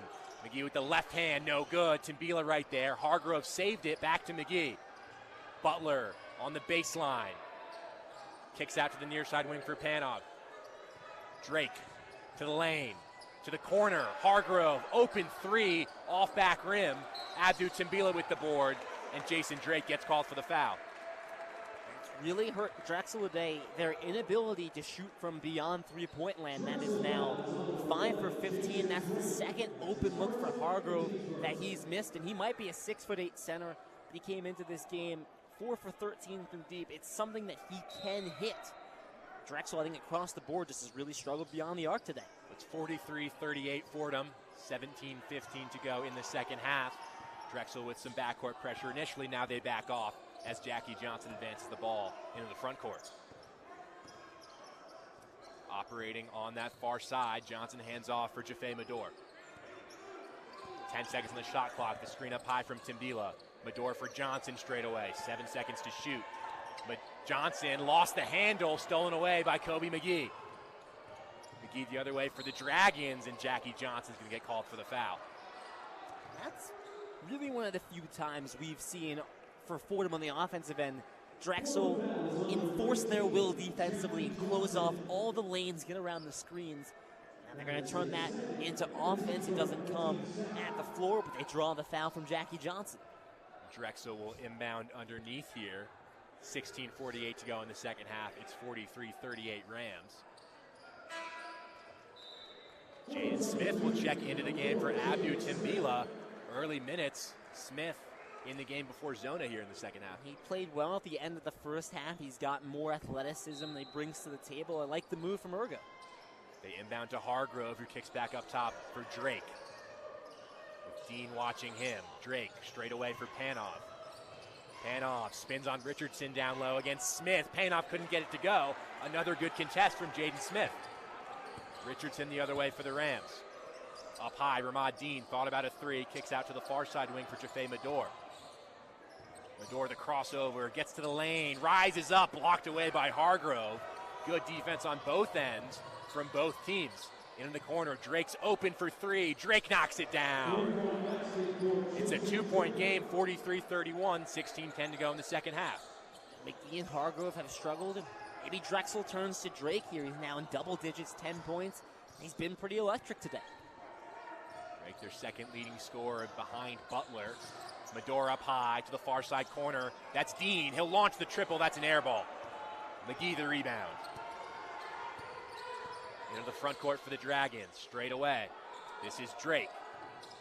Working against Dean. Drake kicks out. McGee the straightaway three. That's perfect. Kobe McGee showing off his shooting boots. Drexel takes the lead. It's 44-43. And best way to describe it is that Kobe McGee has Dame Lillard range from beyond the arc. That's a contested three, but it doesn't matter. And if he heats up, Fordham's going to have some trouble on their hands. Medor in the backcourt for the Rams. 7 points now for Kobe McGee. His first made triple of the night. Johnson for Dean on the far side. Medor pushes out to this near side wing for Jackie Johnson. Johnson stripped away by McGee again. Kobe McGee the other way. The layup, Jaden Smith with the block. Blocked away by Smith as Drake went up for it. Man, oh man, that was impressive. 9 times out of 10, that is a foul. It's not a foul because the 6'11" Jaden Smith has unreal reach, able to reach out with the left hand, doesn't make too much contact on the left shoulder, extends, knocks the ball out of bounds. That is unreal rim protection from the freshman. It's an 8-0 run for Drexel as we reach the under 16 media timeout. Dragons 44, the Rams 43 with 15:03 to go in this second half. You're listening to Fordham men's basketball on WFUV Sports.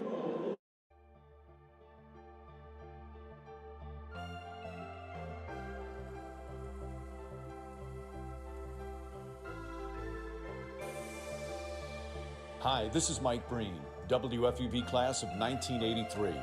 WFUV is the flagship station of Fordham Athletics with live coverage of Fordham football, Fordham men's and women's basketball, in addition to Saturday one-on-one. Stay right here on 90.7 FM for all things WFUV Sports.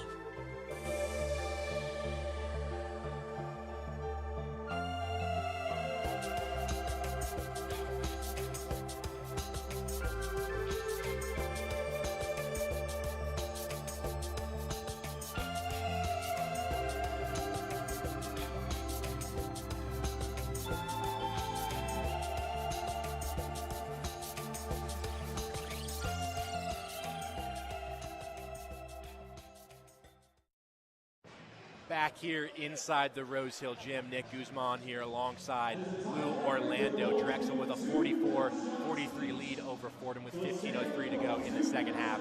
An 8-0 run for the Dragons, but Lou, it's been the defense, really it's been the catalyst for this run. Well, we're finally seeing the Drexel defense that holds teams to 34% from field goal, which is the 10th best in the nation. And what goes with a 8-0 run for Drexel means that Fordham's not going to be able to run in transition as much as they'd like to, and while they have had some success with half-court sets, it's really tough to do that consistently against the Dragons, particularly as they continue to lock in on the defensive end. And you look at the last few possessions for the Rams, well, there's nothing open. They'll bring a screen up to the top of the key, but Drexel is so good at communicating, getting around those screens, and whether it's Medor, whether it's Johnson, there's just no lanes on the wings, and then that allows your guards like McGee to knock the ball away and create offense in transition. And even though Coach Zach Spiker said, they're not gunning for steals, they're not gunning for turnovers, they'll take them when you provide the opportunity. You put the ball right in their face and say, hey, knock it away from me. They're going to take the ball away from you, and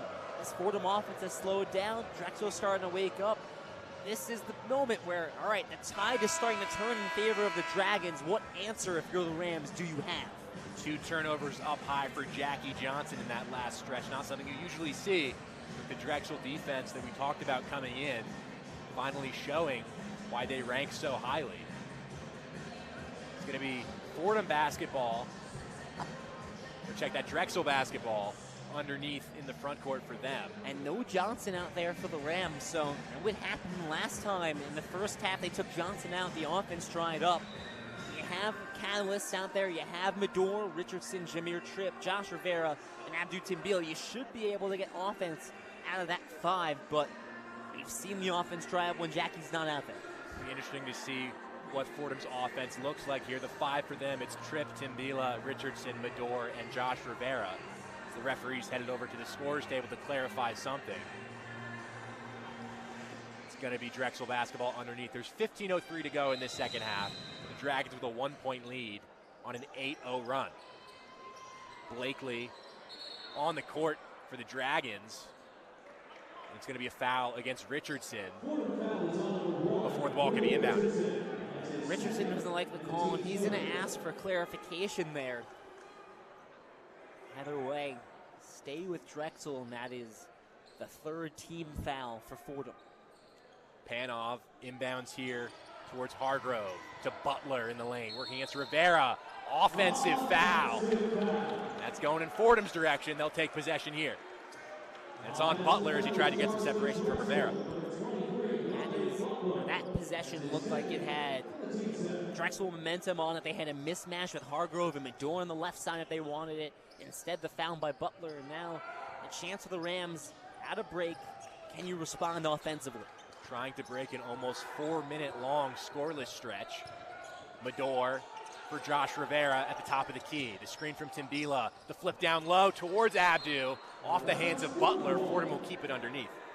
Drexel just plays the screen so well where they're going to pressure you up top, and they still find a way to get back on the roll with Timbila. They've got consistent size. They've got consistent athleticism. Rivera to inbound here for Fordham. Flips it into Abdu. And Medor now has it up high for Fordham. Medor gets into the lane to the near side wing for Josh Rivera. Rivera pushes up high. Richardson thought about a three. Will take the step back. Off back iron and out. Shot clock running down. Had to take that one. Hargrove with the rebound. The other way comes Jason Drake. Drake against Timbila now on the switch. At the logo, it's Butler again. Pushes wide for Panov. Into the corner now for Blakeney. Panov to the far side. Drake drives down low. The floater off back iron and out. Timbila secures the rebound. 14 to go in the second half. Drexel still by 1. Rivera up high for the Rams. Will drive on Panov. Rivera, foul called on the floor before the shot. And Fordham will inbound here. I like that by Rivera, switching up the tempo. Fordham's been slowing it down, trying to get a screen up top and going to drive. There, Rivera doesn't let the defense get set. He's going to drive left, had the lane, then he gets fouled. Jackie Johnson back on the court for the Rams. Will Richardson will check out. But not a very long rest for Jackie. 13:54 to go in the second half. It's 4:51 scoreless for the Rams in this recent stretch. Trip and bounce to the far side corner for Medor. Up high, Rivera gets inside. The hop step. Great move by Josh Rivera and the beautiful finish as well. That snaps the scoreless run. Rams up by 1. 13:45 to go in the second half. Blakeney on the far side wing. Bounce pass up high for Drake. Feeds Hargrove now, still on the perimeter on the far side for the Dragons. Handoff for Drake, attacking the lane. Feed out to the near side wing for McGee. On Rivera to the corner. That's a triple. Off back iron and out. Garcia Adston is the one who shot it. It's no good. Medor the other way for the Rams. Medor drives, gets inside, can't finish with the underhand lay. McGee the other way after securing the board. McGee, Medor with the steal from behind. It got caught up in his feet as he slid out of bounds, so Drexel will keep it, but Medor disrupting the fast break. I bet Coach Urgo loves that, because that was, when it first started, an on-man rush for Drexel. Medor rushing from behind, knocks it away. Yes, it stays here with Drexel, but it gives Fordham a chance to reset. Drake inbounds here to Blakeney on the near side wing. Handoff up high. Drake circles now to the far side. Jameer Tripp providing the pressure under 13 to go in the second half. Garcia Adston at the top of the key. Kick back out wide for Drake. 8 seconds to shoot for the Dragons. Against Tripp. Drake lost the handle, stolen away by Rivera. Great team defense from the Rams. Johnson the other way for Tripp. Tripp gets inside, blocked away by Hargrove. Timbila the second chance, can't get it to go. Rivera the third opportunity, they finally get the roll. What a sequence. The Rams relentless on the glass. Drexel so good at protecting the rim, but if you give the Rams 3 chances, eventually they're going to take advantage. Medor, with the disruption in the backcourt, gets called for the foul. It looked like it, as the ball went out of play, touched off McGee last, but they call Medor for the foul. It's Fordham by 3 with 12:22 to go in the second half. I like that foul, man. That's Fordham being aggressive, trying to muck things up a little bit, force a turnover, and yeah, every once in a while you're going to get caught, you're going to make too much contact. Those are the fouls that I think you can live with. McGee in the backcourt off the foot of Rivera, and they'll do it again. Fordham with some backcourt pressure here. This has been a really strong sequence for Josh Rivera. He's gotten points, the last 4 points for the Rams offensively. He had the steal down there. He deflected that pass. He's been all over the place. Rivera now providing the pressure on the ball. They inbound to Blakeney, and Fordham will retreat into the backcourt. Blakeney lost the handle, able to get it back before Rivera could realize. The dome went in, up ahead. Johnson got the tip. McGee able to go in the backcourt and retrieve it. 10 seconds to shoot here for Drexel as McGee once again enters the front court. 5 to shoot. McGee at the Fordham logo. Johnson providing the defense. The lob, the slam! And Dome went in, throws it down. 47-46 Fordham. The lead cut back down to 1. Johnson into the front court for the Rams. Handoff on the far side for Jamir Tripp. Bounce pass from Medor. Again out to the far side, Rivera feeding Tripp down low. That's going to be a foul against Drexel with 11:32 to go in this second half. Still just a 1-point game. Coach Ergo a little animated with Jackie Johnson after that sequence. He did such a nice job of deflecting that pass, forcing Drexel into the backcourt. They have to rush, but then miscommunication on the pick and roll that allows the wide open slam for Adam Wanyan. That's just a little bit of a lax there at the very end when Fordham had done such a strong job of defending for the first 27 seconds of the shot clock. And we've hit the under 12 media timeout with 11:32 to go in the second half. It's Fordham 47, Drexel 46. We'll send it back to our Rose Hill studios for the one-on-one scoreboard with Daniel Melia.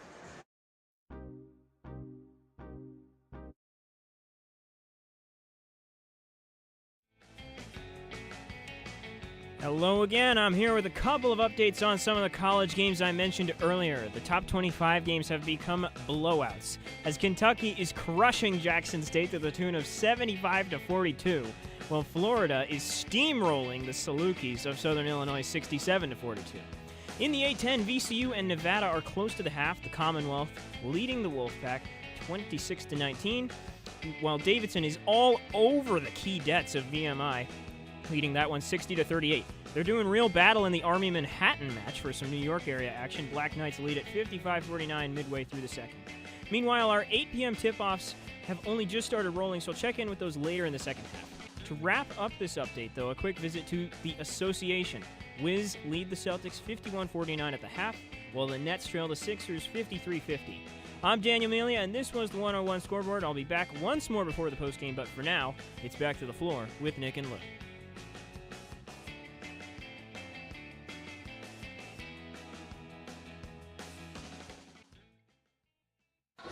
Thanks, Daniel. Nick and Lou back inside the Rose Hill Gym.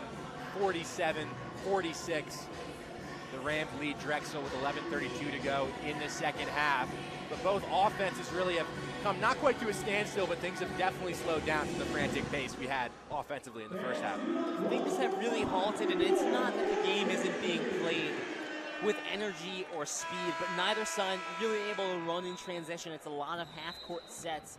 And frankly, kind of what we talked about at halftime, whereas the first half progressed, Fordham played into Drexel's pace. They're playing completely at Drexel's pace right now. Drexel wants Fordham to play in the half-court set all game long. That's what they're getting, and that's why the Rams' offense is dried up. And what I think you're looking at right now, even though it's 11 and a half still to play, I think the next team that goes on a run is the one that wins here.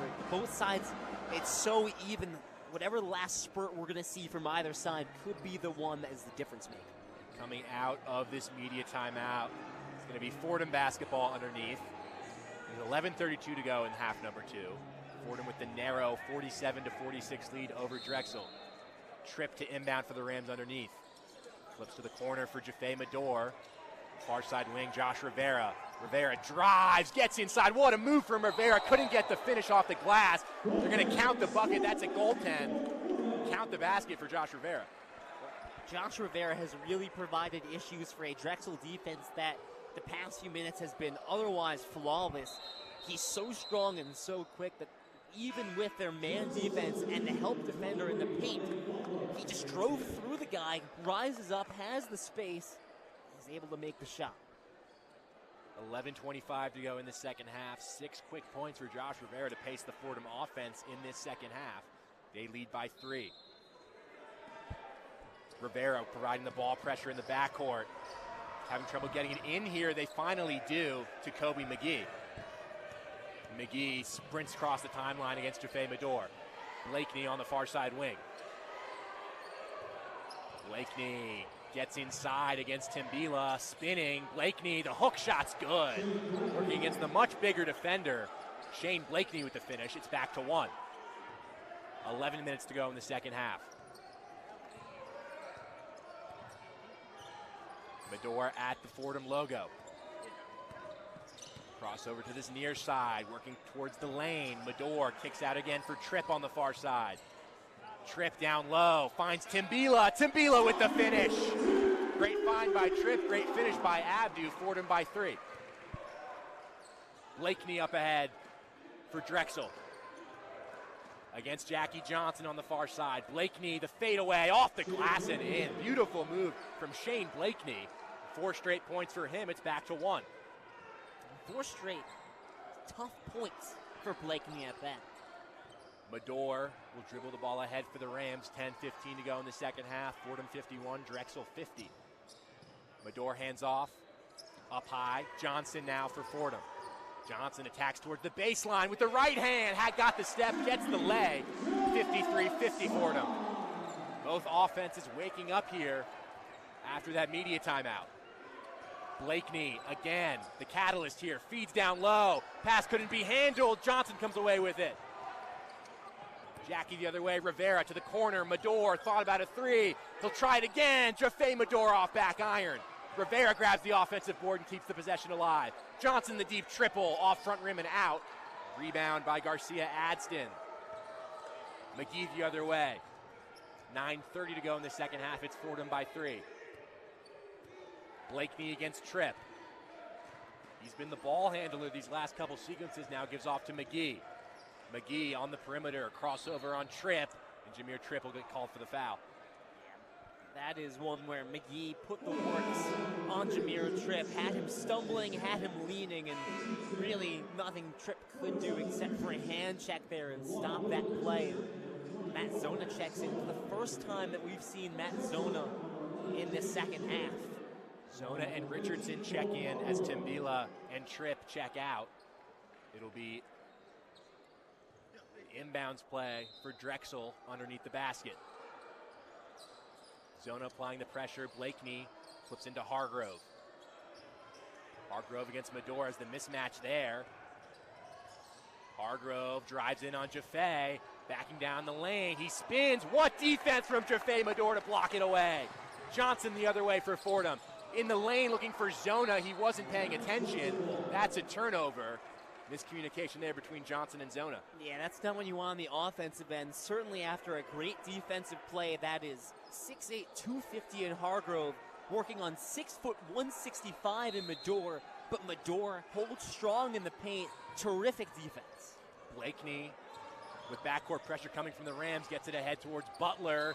3-on-2 for Drexel. And there's going to be a foul on the floor against the Rams. With 8:54 to go in the second half, Fordham 53, Drexel 50. It's the 6th team foul on the Rams. And the 3rd for Medor. And probably a smart one there where Drexel breaks the press. That's a 3-on-2. I think that's easy points if Medor doesn't foul Butler on the left elbow. And Medor will check out of the game here after that foul. Zach Riley in for the Rams. Drake to inbound on the near side, gets in towards Butler. Butler against Rivera, drives towards the lane, lost the handle, stolen away by Zona. Johnson the other way for Fordham. The screen up high for Matt Zona. Johnson for Rivera, he's open, thought about a 3, will drive instead. Rivera hangs tall, off the glass and out. Shot no good. Drake the other way for Drexel, 8:30 to go in the second half. The Rams lead by 3. Drake, the feed down low, wide open is Hargrove, that's too easy. Drexel back within 1. That's a really bad misread by Matt Zona there. Creeps up and leaves him all alone inside. And Ramad Dean getting set to check in. I think that's going to be for Zona. Johnson across the timeline for Fordham. Rivera now up high, hands off on the far side wing for Riley. Richardson kicks to the near side. Johnson on the wing. He'll try the triple. Shot no good. It was short. Rebound loose, secured by Butler. Drake the other way for the Dragons. 7:55 to go in the second half. Drake fake the step back, drives to the baseline. Hargrove from mid-range, knocks it down over Zona. Drexel takes the lead. It's 54-53. And that's again Zona sitting in the paint. Hargrove wide open on the elbow, and that is a shot that he can hit. He's a big, but he can shoot. Richardson the other way for Fordham. They trail by 1. 7:30 to go in the second half. Richardson gets the screen from Zona. Kick out to the far side for Rivera. Rivera for Riley up high.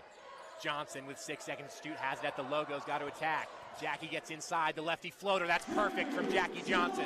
What a shot in that spot. Fordham back up by 1. 7:09 to go in the second half. Drake across the timeline here against Johnson. 10 points on the night for Drake as he drives towards the baseline. Zona right there. Johnson now marking Hargrove. Drake trying to feed him. Blakeney up high. Fordham gets back to the matchups they want with 10 seconds to shoot. Blakeney drives towards the baseline. Got the step on Zona. Beautiful move from Shane Blakeney. Drexel back on top by 1. And Drexel knows what they're doing on the offensive end. They're using screens to get mismatches. And once again, that Zona caught on the faster guard, unable to stay with him. And Ergo's going to call a timeout here. I think a good timeout because Fordham is all kinds of lost on the defensive end. Keith Ergo will call the timeout with 6:34 to go in the second half. It's Drexel 56, Fordham 55. You're listening to Fordham men's basketball on WFUV Sports.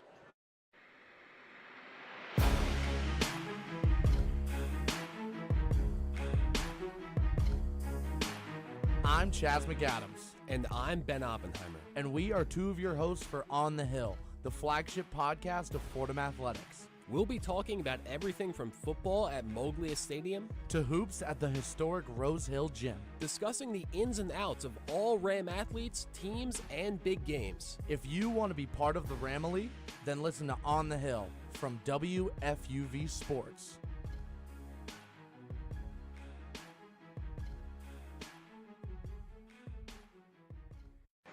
Welcome back inside the Rose Hill Gym. Nick Guzman here alongside Lou Orlando. Drexel with a 56-55 lead over Fordham with 6:34 to go in the second half. And once again, we'll check in with the third member of our crew. It's Gabby Price. Gabby, what do you got? Thank you, Nick. Well, Coach Ergo has been very animated on the bench throughout this game, and his always comments come down to one thing: putting pressure on the Dragons. Earlier, he told the bench that they needed to be ready for offensive rebounds, and then he came over to Jaden Smith telling him to be more active on defense. He's also been yelling plays and trying to get his players where they need to be on the court in order to regain a lead. So even though it's a closer score than they might like, Coach Ergo has been very encouraging of his players' ability to win this game, which is something you love to see if you're a Ram fan. Thanks, Gabby. It's Drexel 56, Fordham 55. 6:34 to go in the second half. Keith Ergo calling the timeout. Probably wanting to get his preferred personnel back out there. Matt Zona struggling a little bit against Hargrove. Yeah, Zona really struggling, and again, Drexel's smart, and I think most smart teams are going to do this, where it's common basketball. You're going to use screens, you want to get mismatches, you want to get your bigs guarded by the guards, and you want your guards guarded by the bigs. That way, your guards can have the quick first step and get to the net, and your post guys can have that size advantage down there. And listen, it's not just Zona that's had trouble on the switches, and it's something that Ergo was really working on in practice with the Rams, is communicating on switches, and if you get mixed up, getting back as quick as possible. And it's just really tough for Zona to get back in a lot of these situations. And the Rams are just, when you look at the two offenses, Fordham's having a tough time getting shots, and when they do get shots, they're tough ones, they're contested ones. For Drexel, the shots are starting to get easier and easier and easier, and that's not a trend that you like to see. The 5 for Fordham coming out of this time now. It's Tripp, Riley, Richardson, Dean, and Tim Bila. Jackie Johnson takes a seat, so does Josh Rivera and Matt Zona. I mean, taking out Johnson and Rivera, that is a tough blow. Those are your top two offensive creators here, especially with Drexel playing as strong as they are on the defensive end, and I think becoming more and more clear that they didn't play great defensively in the first half. They're tightening it up, and we're seeing the Drexel team we expected to come into the gym when this game started. Tripp inbounds to Richardson. 6:30 to go in the second half. Tripp up high now. Gets to the baseline, kicks it down low. Timbila's open, and Abdou Timbila throws it down. A beautiful feed by Jameer Tripp, and picture-perfect finish by Timbila. Fordham up 57-56. 6:10 to go in the second half. A zone look for Fordham on defense here. Drake to Blakeney. The feed inside for Hargrove. Pushes up high again for Drake. Swung out to the far side for Blakeney. 10 seconds to shoot for Drexel. Drake open for three. Found the soft spot in the zone and exploits it with the triple. Even a 3-2, if you're going to get the top three guards to move left to right, which they did a nice job of, you're going to get Drake open for three. And I know it hasn't been a huge part of their success today. Drexel can hit from three. You got to watch out. Drexel by 2, 5:40 to go in the second half. Tripp up high for the Rams. The screen from Timbila. Tripp working in the post here. Tripp spins down low. Flipped it up with the right hand and gets the roll. Way to stick with the play for Jameer Tripp. Fordham ties it up at 59. 5:20 to go in the second half as the Dragons and Rams continue to go back and forth here in this second half. Blakeney feeds down low. Garcia Adston flips up high. Butler driving on Tripp. Circles around the baseline, up high. Garcia Adston. Once again for Butler, 5 seconds to shoot. Drake driving down low. Inside for Hargrove, found the space, and as the shot clock expires, gets the finish with the right hand. Well, great ball movement by the Dragons. They get Timbila caught up top in the three-man part of the zone, and it results in a wide open lane in the paint. Drexel 61, Fordham 59, 4:40 to go in the second half. Tripp comes around the screen from Timbila. Tripp will try it again, he got bumped. And Jameer Tripp will go to the free throw line. Tripp all over the place coming out of that timeout. And you'll love to see Jameer Tripp playing this comfortably. It's a big piece that was missing for the Rams in the first 4 games of the season. And Coach Urgo is right when he says, Jameer Tripp gives us something that no one else on the team really does, and that is he can do a little bit of everything, especially now that he's worked on his three-point shooting. When you look at someone that is 6'6", 220, he's strong, so we can see him battle down low with the bigs and really just outwork you, out-muscle you to get some of the tough shots he's getting here. He got the shot inside, he draws the foul. He's also quick, he's athletic, he can shoot.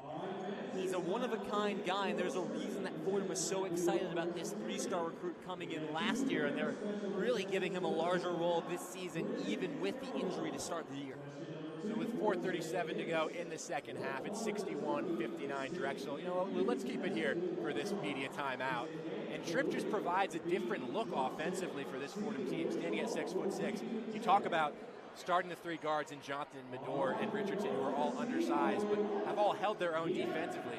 But a versatile player like Tripp is really kind of a jack-of-all-trades situation for Keith Urgo. Absolutely, and I don't think Urgo is going to go away from the combination in the starting lineup of Medor, Johnson, and Richardson. But if you wanted to, Jameer Tripp is someone that could slot into one of those guard spots. Or if you wanted to go a little smaller, and if you're not thrilled with Abdou Timbila or Matt Zona, if you want to get a little more athletic, Jameer Tripp is someone that can play the 5. Urgo went out of his way to say he can guard 1 through 5, he can play 1 through 5, and that is just a unique thing that you don't get a ton of places. I actually think Ramad Dean, in a similar way, provides that versatility, and Ramad Dean has been a crucial piece of this starting lineup when you look at the way he's injected life and rebounding and hustle into this starting 5. But I think Coach Urgo is absolutely right when he says Jameer Tripp brings something that no one else on the team really does. And it's awesome to see them get Tripp back in the rotation, to see him have an impact so early on after dealing with a lower body injury that kept him off the court, practice games, period, for 6 weeks. Yeah, 15 minutes so far tonight for Tripp. He had 15 against Georgian Court on Tuesday in his season debut. So it's 61-59 Drexel, 4:37 to go in this second half. This is just the 3rd all-time meeting between Fordham and Drexel, the first since 1994. Fordham trying for their first win all-time in this series. The Dragons have taken each of the first 2 meetings between these teams. This would be an impressive win for the Rams. Drexel is a team that is on the rise. Zach Spiker is one of the best young coaches in the game. He's successfully found resurgences in every single stop. He is the second all-time winningest coach at Army West Point. He helped Cornell resurge as an assistant there, and now he's taken Drexel from a team that had 6 wins prior to him getting the job, and all of a sudden it's 4 straight winning seasons. That's the only school in Philadelphia that can say that. And despite the low preseason rankings, you look at some of the underlying metrics, and Drexel is one of the best teams in the CAA. And Drexel now a part of the Philadelphia Five since the start of last season, so they get games against schools like Villanova, LaSalle, St. Joe's, and Temple every single year. Coming out of the timeout, Tripp with the free throw. He knocks down the first one. It's a 1-point game. And that was something that Tripp had struggled with as well. The three-point shooting and the free throw shooting, a 67% shooter from the line last year. One of the players that Fordham is looking to take that step and get more efficient. Tripp can tie the game here with a make. He leaves it short, though. Timbila the tip. Tripp grabs the board. Tripp again. He lays it up and in. John-Muir Tripp fired up as Fordham take the lead 62-61. Most of the time, you don't like to see a missed free throw. I guess you take it there. The other way come Drexel. 4:20 to go in the second half. The free throw and layup by Tripp put the Rams up by 1. Butler up high for Blakeney. The screen from Hargrove. Blakeney drives down low against Timbila, rises up and gets the finish with the right hand. Another strong move from Shane Blakeney. Drexel on top, 63-62. 13 points for Blakeney, ties the team lead. He's really impressed off the bench tonight. Especially here in the second half, been the catalyst for Drexel offensively. Under 4 to go in the second half. Tripp will try the 3, in and out. Tripp gets his own board and he puts it up and in. John-Muir Tripp. Fordham on top again, 64-63. The other way, Garcia Alden against Timbila. He lost the handle. Out of bounds on the baseline. Last touch off Fordham with 3:38 to go in the second half. Fordham 64, Drexel 63. It stays there with Drexel, but that's Will Richardson that knocked the ball away. He's gotten so strong defensively now as a junior. And how about Jameer Tripp injecting this Fordham offense? 8 quick points for the sophomore, and then, well, Drexel has a chance to work in transition the other way, and Fordham at least able to slow them down. They'll force them to have a baseline inbound after the media timeout. It's crunch time here at Rose Hill as we've reached the under 4 media timeout. It's Fordham 64, Drexel 63. There's 3:38 to go here in the second half, and we'll send it back to our Rose Hill studios for the one-on-one scoreboard with Daniel Melia. The one-on-one scoreboard. In this college ball replete evening, I've got a slew of scores from across the country. Those 8 p.m. tip-offs I alluded to are well underway, with number 7 Houston leading Hofstra 39-15 following a big run. In a Nebraskan battle, the 14th-ranked Creighton Blue Jays are on early upset watch against Nebraska. Our Jesuit brothers trailing the unranked Cornhuskers 28-13 at home. Elsewhere in the Great Plains, Kansas State leads George Washington 33-16, and back on the East Coast, St. John's is pulled away from Virginia, leading the Hoos 67-42. Looking ahead to 9 p.m., we've got a battle of the natural state on the docket as Little Rock plays a visit to number 20 Arkansas, and in the A10, the Longhorns of Texas make the long trip to Philly to face St. Joseph's. We got one more one-on-one scoreboard to start the postgame, but until then, I'm Daniel Melia, back to the floor for the final minutes of what could be a thriller with Nick and Lou.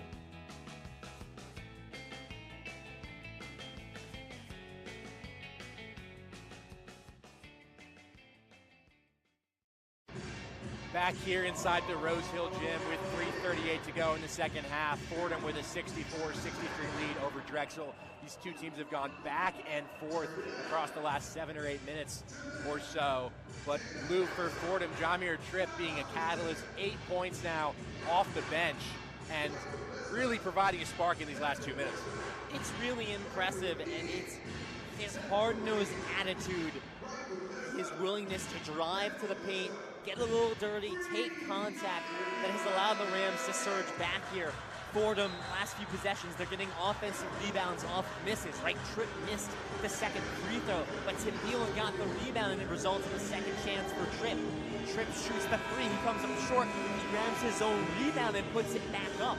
And so that's the attitude that Coach Ergo preaches that has allowed the Rams to be so successful even when they're punching up the weight class a bit, and I think John-Muir Tripp right now embodying that. Drexel, on the other hand, have also been cooking offensively over this last stretch, particularly Shane Blakeney, the sixth man. 13 points for him now on 6 of 8 shooting to lead the way in the second half for the Dragons. It's Drexel basketball underneath. Blakeney will inbound. 3:38 to go in the second half. Fordham leads by 1. Blakeney flips all the way up top for Jason Drake, who command the offense for the Dragons. Hargrove with the screen. Drake on the perimeter. He's double teamed by Richardson and Timbila. Drake. Timbila got caught up in the air, and he's fouled. Jason Drake draws it. The whistle goes against Abdu. That is, I mean, Drake is just so shifty. That's a real tough one. That's going to put Drexel in the bonus. Something noteworthy here. Final 3.5 minutes. You know who's not on the floor for Drexel? That'd be Kobe McGee, their leading scorer. I think it's a credit to how strong, as we've just been talking about, Shane Blakeney has been. It hasn't been McGee's night, just 7 points on 2 of 5 shooting. But yeah, Drexel, Panoff checking into the game, still no McGee sitting on the bench. It's going to be 1-1 here for Drake. Gets into his motion. The first free throw is perfect, and we're all tied up at 64. Drexel 8 of 9 from the line so far in this one. Fordham, on the other hand, just 5 of 9. Can be the difference in a game like this, Nick. Second free throw also perfect from Drake. Drexel take the 1-point lead, 65-64.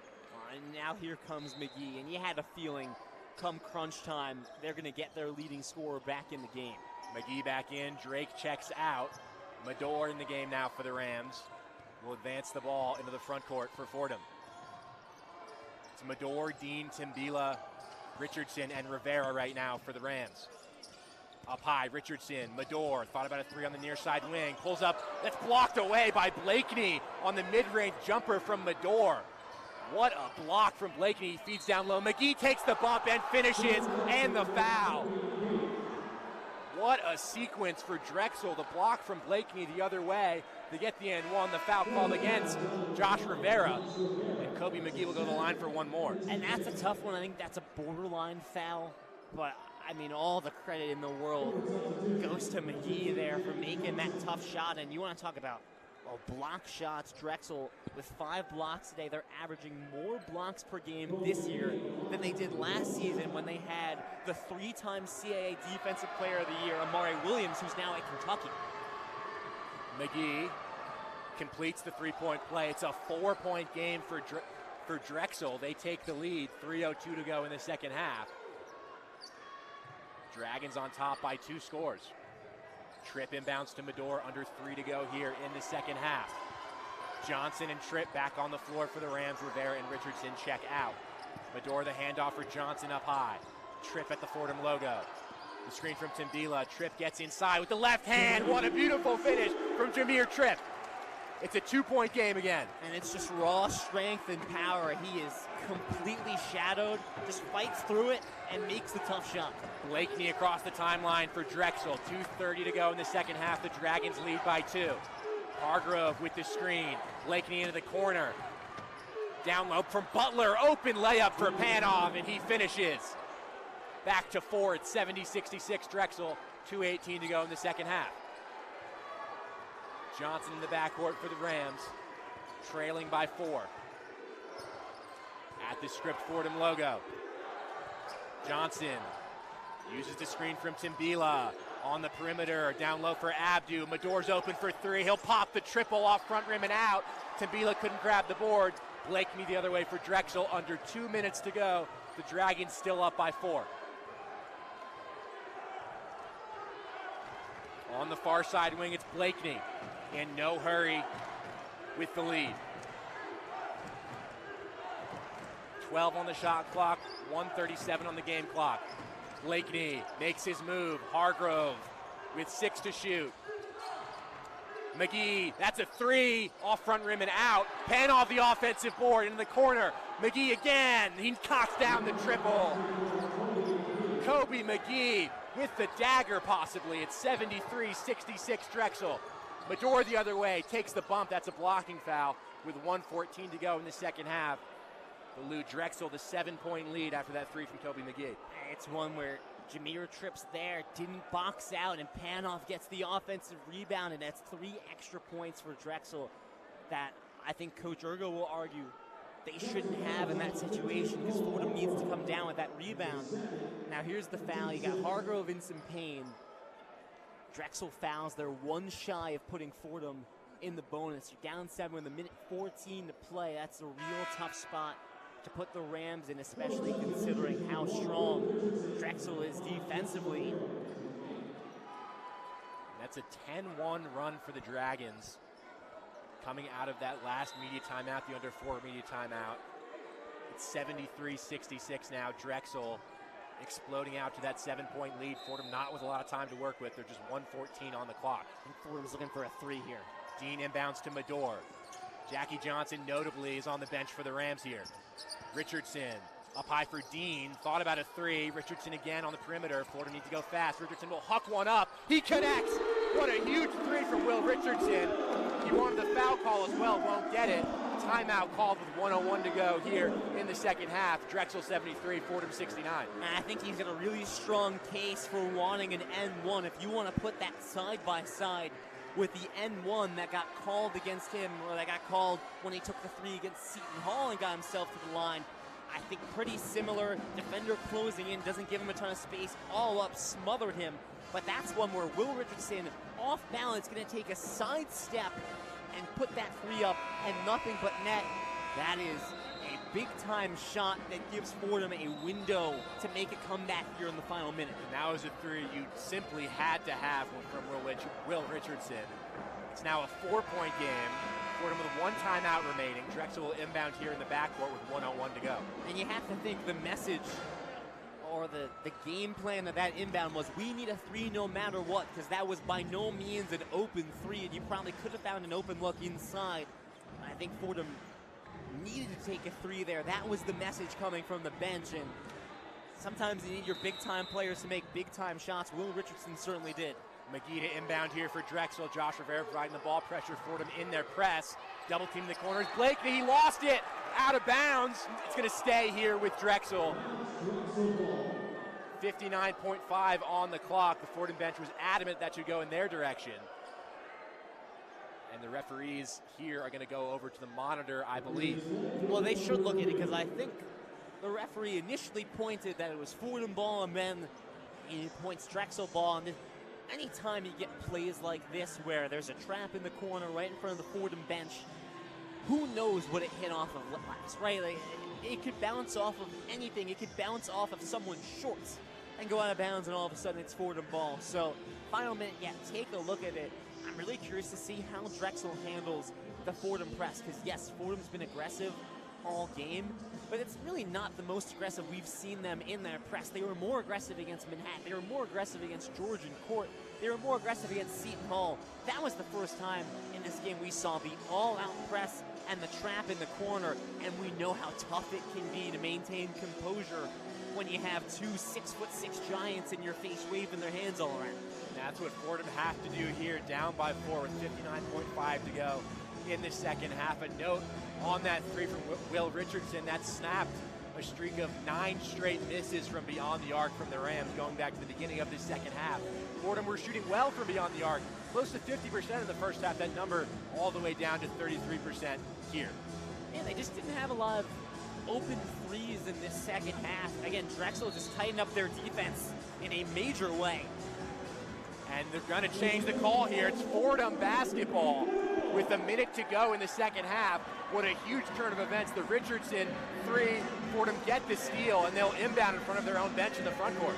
That completely changes the complexion of the game. You have a chance. You get a bucket here. It's a 1-score game. You're either looking for a stop, maybe a foul. It remains to be seen what Fordham's game plan is going to be, but right now the focus is, hey, let's get points any which way. Still no Jackie Johnson out there for the Rams. Rivera inbounds to Will Richardson up high. Under a minute to go. Richardson will try the 3 off front rim and out. Gets his own board. Richardson again. That shot wouldn't go. Medor, the offensive board, missed the open layup. He's fouled on the second chance, and Medor will go to the free throw line. Not sure Richardson needed to take those crazy 3s, but it'll end with Jaffe Medor heading to the free throw line. Yeah, both of those 3s would be insane 3s if he makes them. And then for Medor, 2 offensive rebounds, and I think Medor will tell you he probably wants either one of those to fall. Really could have had a chance at an N1, but either way, gets himself to the line, and Fordham kind of playing on the line of energetic, aggressive, but also frantic. But either way, you have a chance at the line, and what is this game going to come down to free throws? Where have we heard that story before? Yeah, and Fordham 5 of 9 from the line heading into this pair from Jaffe Medor. Drexel, on the other hand, 10 of 11, including some key ones down the stretch. First shot from Jaffe, gets the roll off front iron. It's a 3-point game. 48.8 to go in the second half. With this second free throw, Jaffe can make it a 2-point game. Need this one.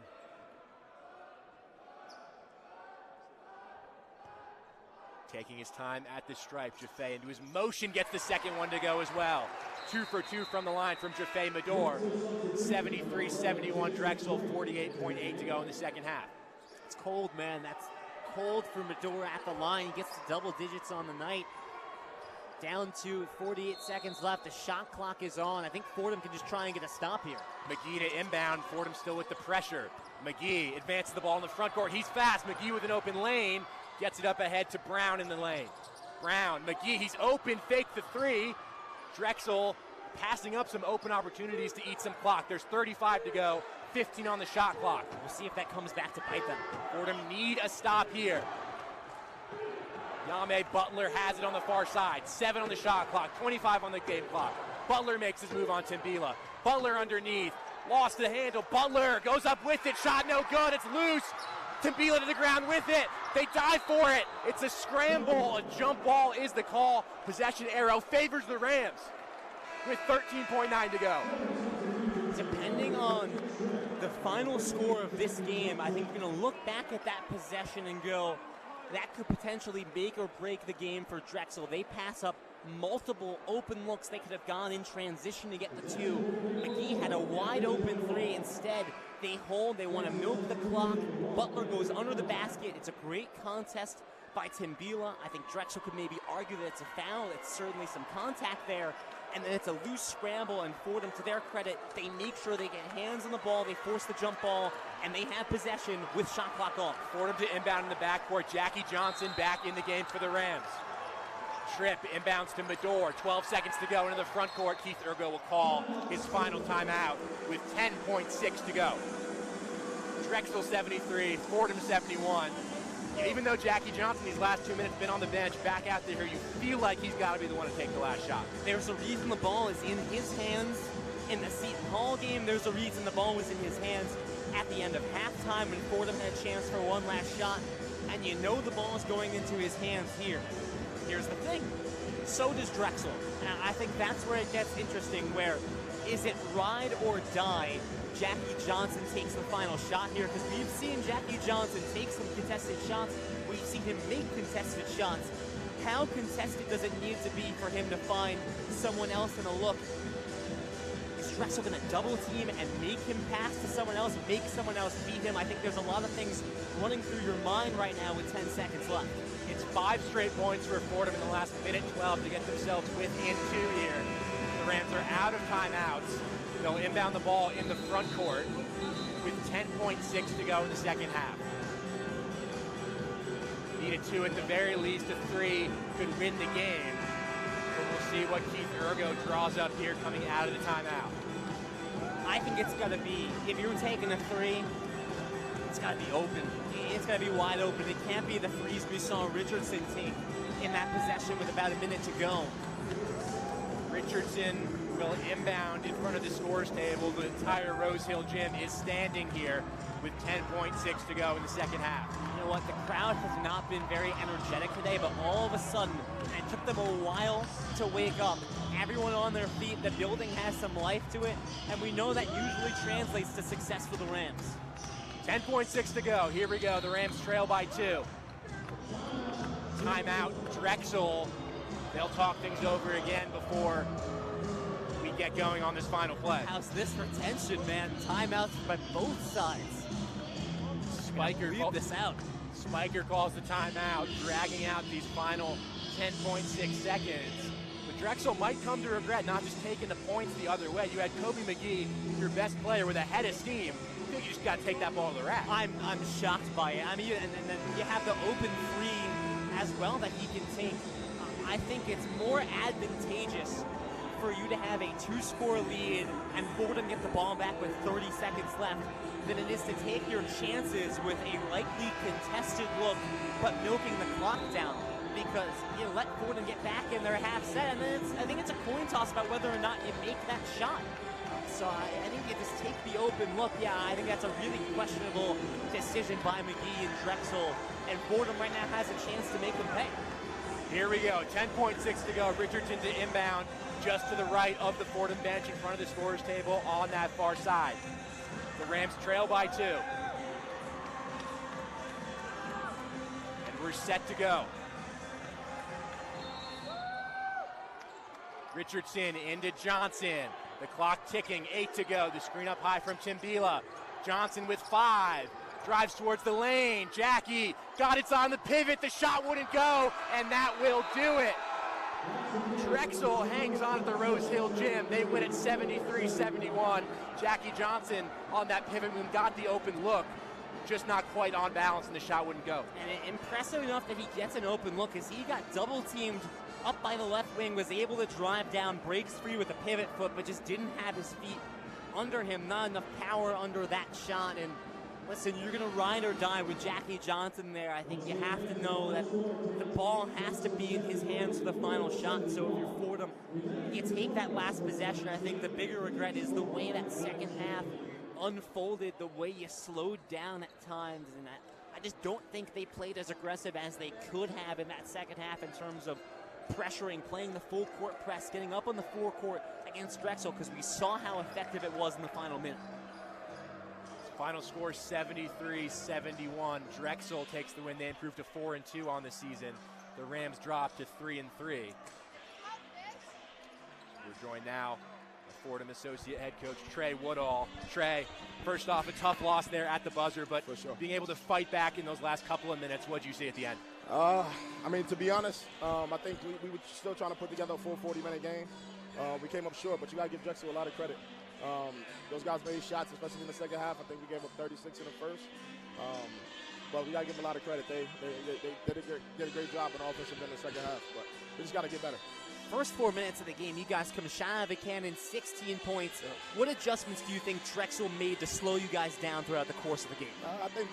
Honestly, we kept the ball just stuck a little more, just to start the game. We got open looks off of, moving the ball and the ball movements. But again, they're a really good team. They got really good length, and their lengths kind of bothered us tonight. And then down the stretch, you got some good work from Jameer Tripp. Second game back from injury, but really fighting physically down low to get those baskets. What can you say about his play? Yeah, I mean, he's been out 4.5 weeks, 5 weeks, dealing with an injury, but we're glad to have him back. I'm sure we want a different outcome, but we don't have to step in the right direction. So, I mean, with having him back and getting back in the flow of things, but we just got to continue to work and continue to get better. All right, Trey, thanks so much. Thank you, Coach. Thanks, guys. Final score from the Rose Hill Gym. It's Drexel 73, Fordham 71. The Rams now, 8 a.m. tomorrow, will head down to Daytona Beach, Florida for the Sunshine Slam. This is technically game one of the Sunshine Slam, despite Fordham and Drexel being on separate sides of the bracket. But Lou, we knew coming in this was going to be a close back-and-forth game. Fordham just falling short down the stretch. Yeah, and listen, no ifs, ands, or buts about it. It's not the feeling you want going into the Sunshine Slam, where you're going to face Penn State and then either Clemson or San Francisco. Those are two teams that are probably better than Drexel, certainly on paper stack up better. Make no mistake, Drexel is a really tough opponent, and I will stand by. I think that's one of the toughest defenses that Fordham is going to play all season. At the same time, I don't think Drexel played their best game, and you have the lanes that you had in the first half. Drexel clearly resurged in the second half, tightening their game up, and it really affected Fordham. So I think, and we'll talk to Coach Ergo after the game, but I think one of the things we'll hear is that, and you heard it from Trey, they're still trying to play a full 40-minute game, and there's still a lot that needs to get cleaned up, and that's what non-conference play is for. But when you look at the A-10 and how strong it is, it's things that need to get tightened up by December 31st. And mainly it was that stretch coming out of the under 4 media time where Drexel exploded for 7 or 8 points to put the distance between Fordham and the Dragons. But for the Rams now, it's the Sunshine Slam Monday against Penn State, and then Tuesday against either Clemson or San Francisco. Drexel, on the other hand, also going to Daytona Beach, but on the other side of the bracket are the Dragons. They'll play Purdue-Fort Wayne on Monday, and then either Chicago State or Radford on Tuesday. Listen, I think it's to be fun for all teams. We talked about, right, the weather here, it's miserable. It's been raining the last 2 days. So despite this loss, and maybe it's a little bit of a gut punch, I think that gut punch is going to wear off when you get to sunny Florida Saturday morning. You're by the beach. You can have 2 full days to prep for Penn State and whoever you're going to see the next day. So I have no doubt that Fordham's going to reset. They're going to go into that Sunshine Slam motivated maybe to wash the taste of this game out of their mouth, because I think they go into the locker room tonight and they go, we could have had that one against a really tough opponent. Who knows? You come out of the Sunshine Slam winning one of those games, I think the vibes here in Rose Hill certainly a lot different. But listen, this is a tough one to swallow. Drexel's a great team, but Fordham had their chances, and you have to feel like they squandered it a bit in the second half. That will do it here for myself and Lou at the Rose Hill Gym, where the final score is Drexel 73, Fordham 71. The Rams dropped to 3-3 on the season. Drexel improves to 4-2. We'll send it back to our Rose Hill studios for the one-on-one postgame with Evan Harkin. Postgame report.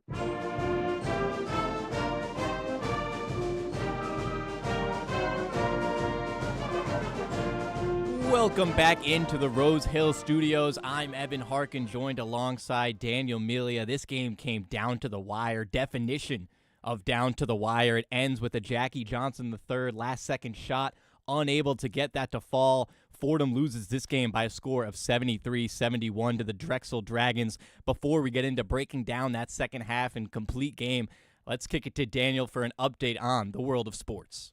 The one-on-one scoreboard.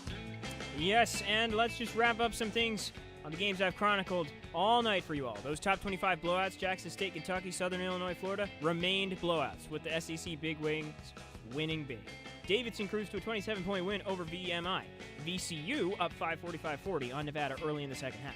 Houston dominating Hofstra.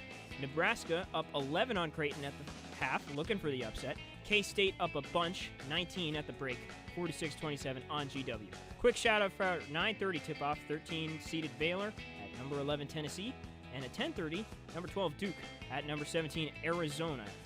In the NBA, both East games are close. C's up a few on the Wizards early in the fourth.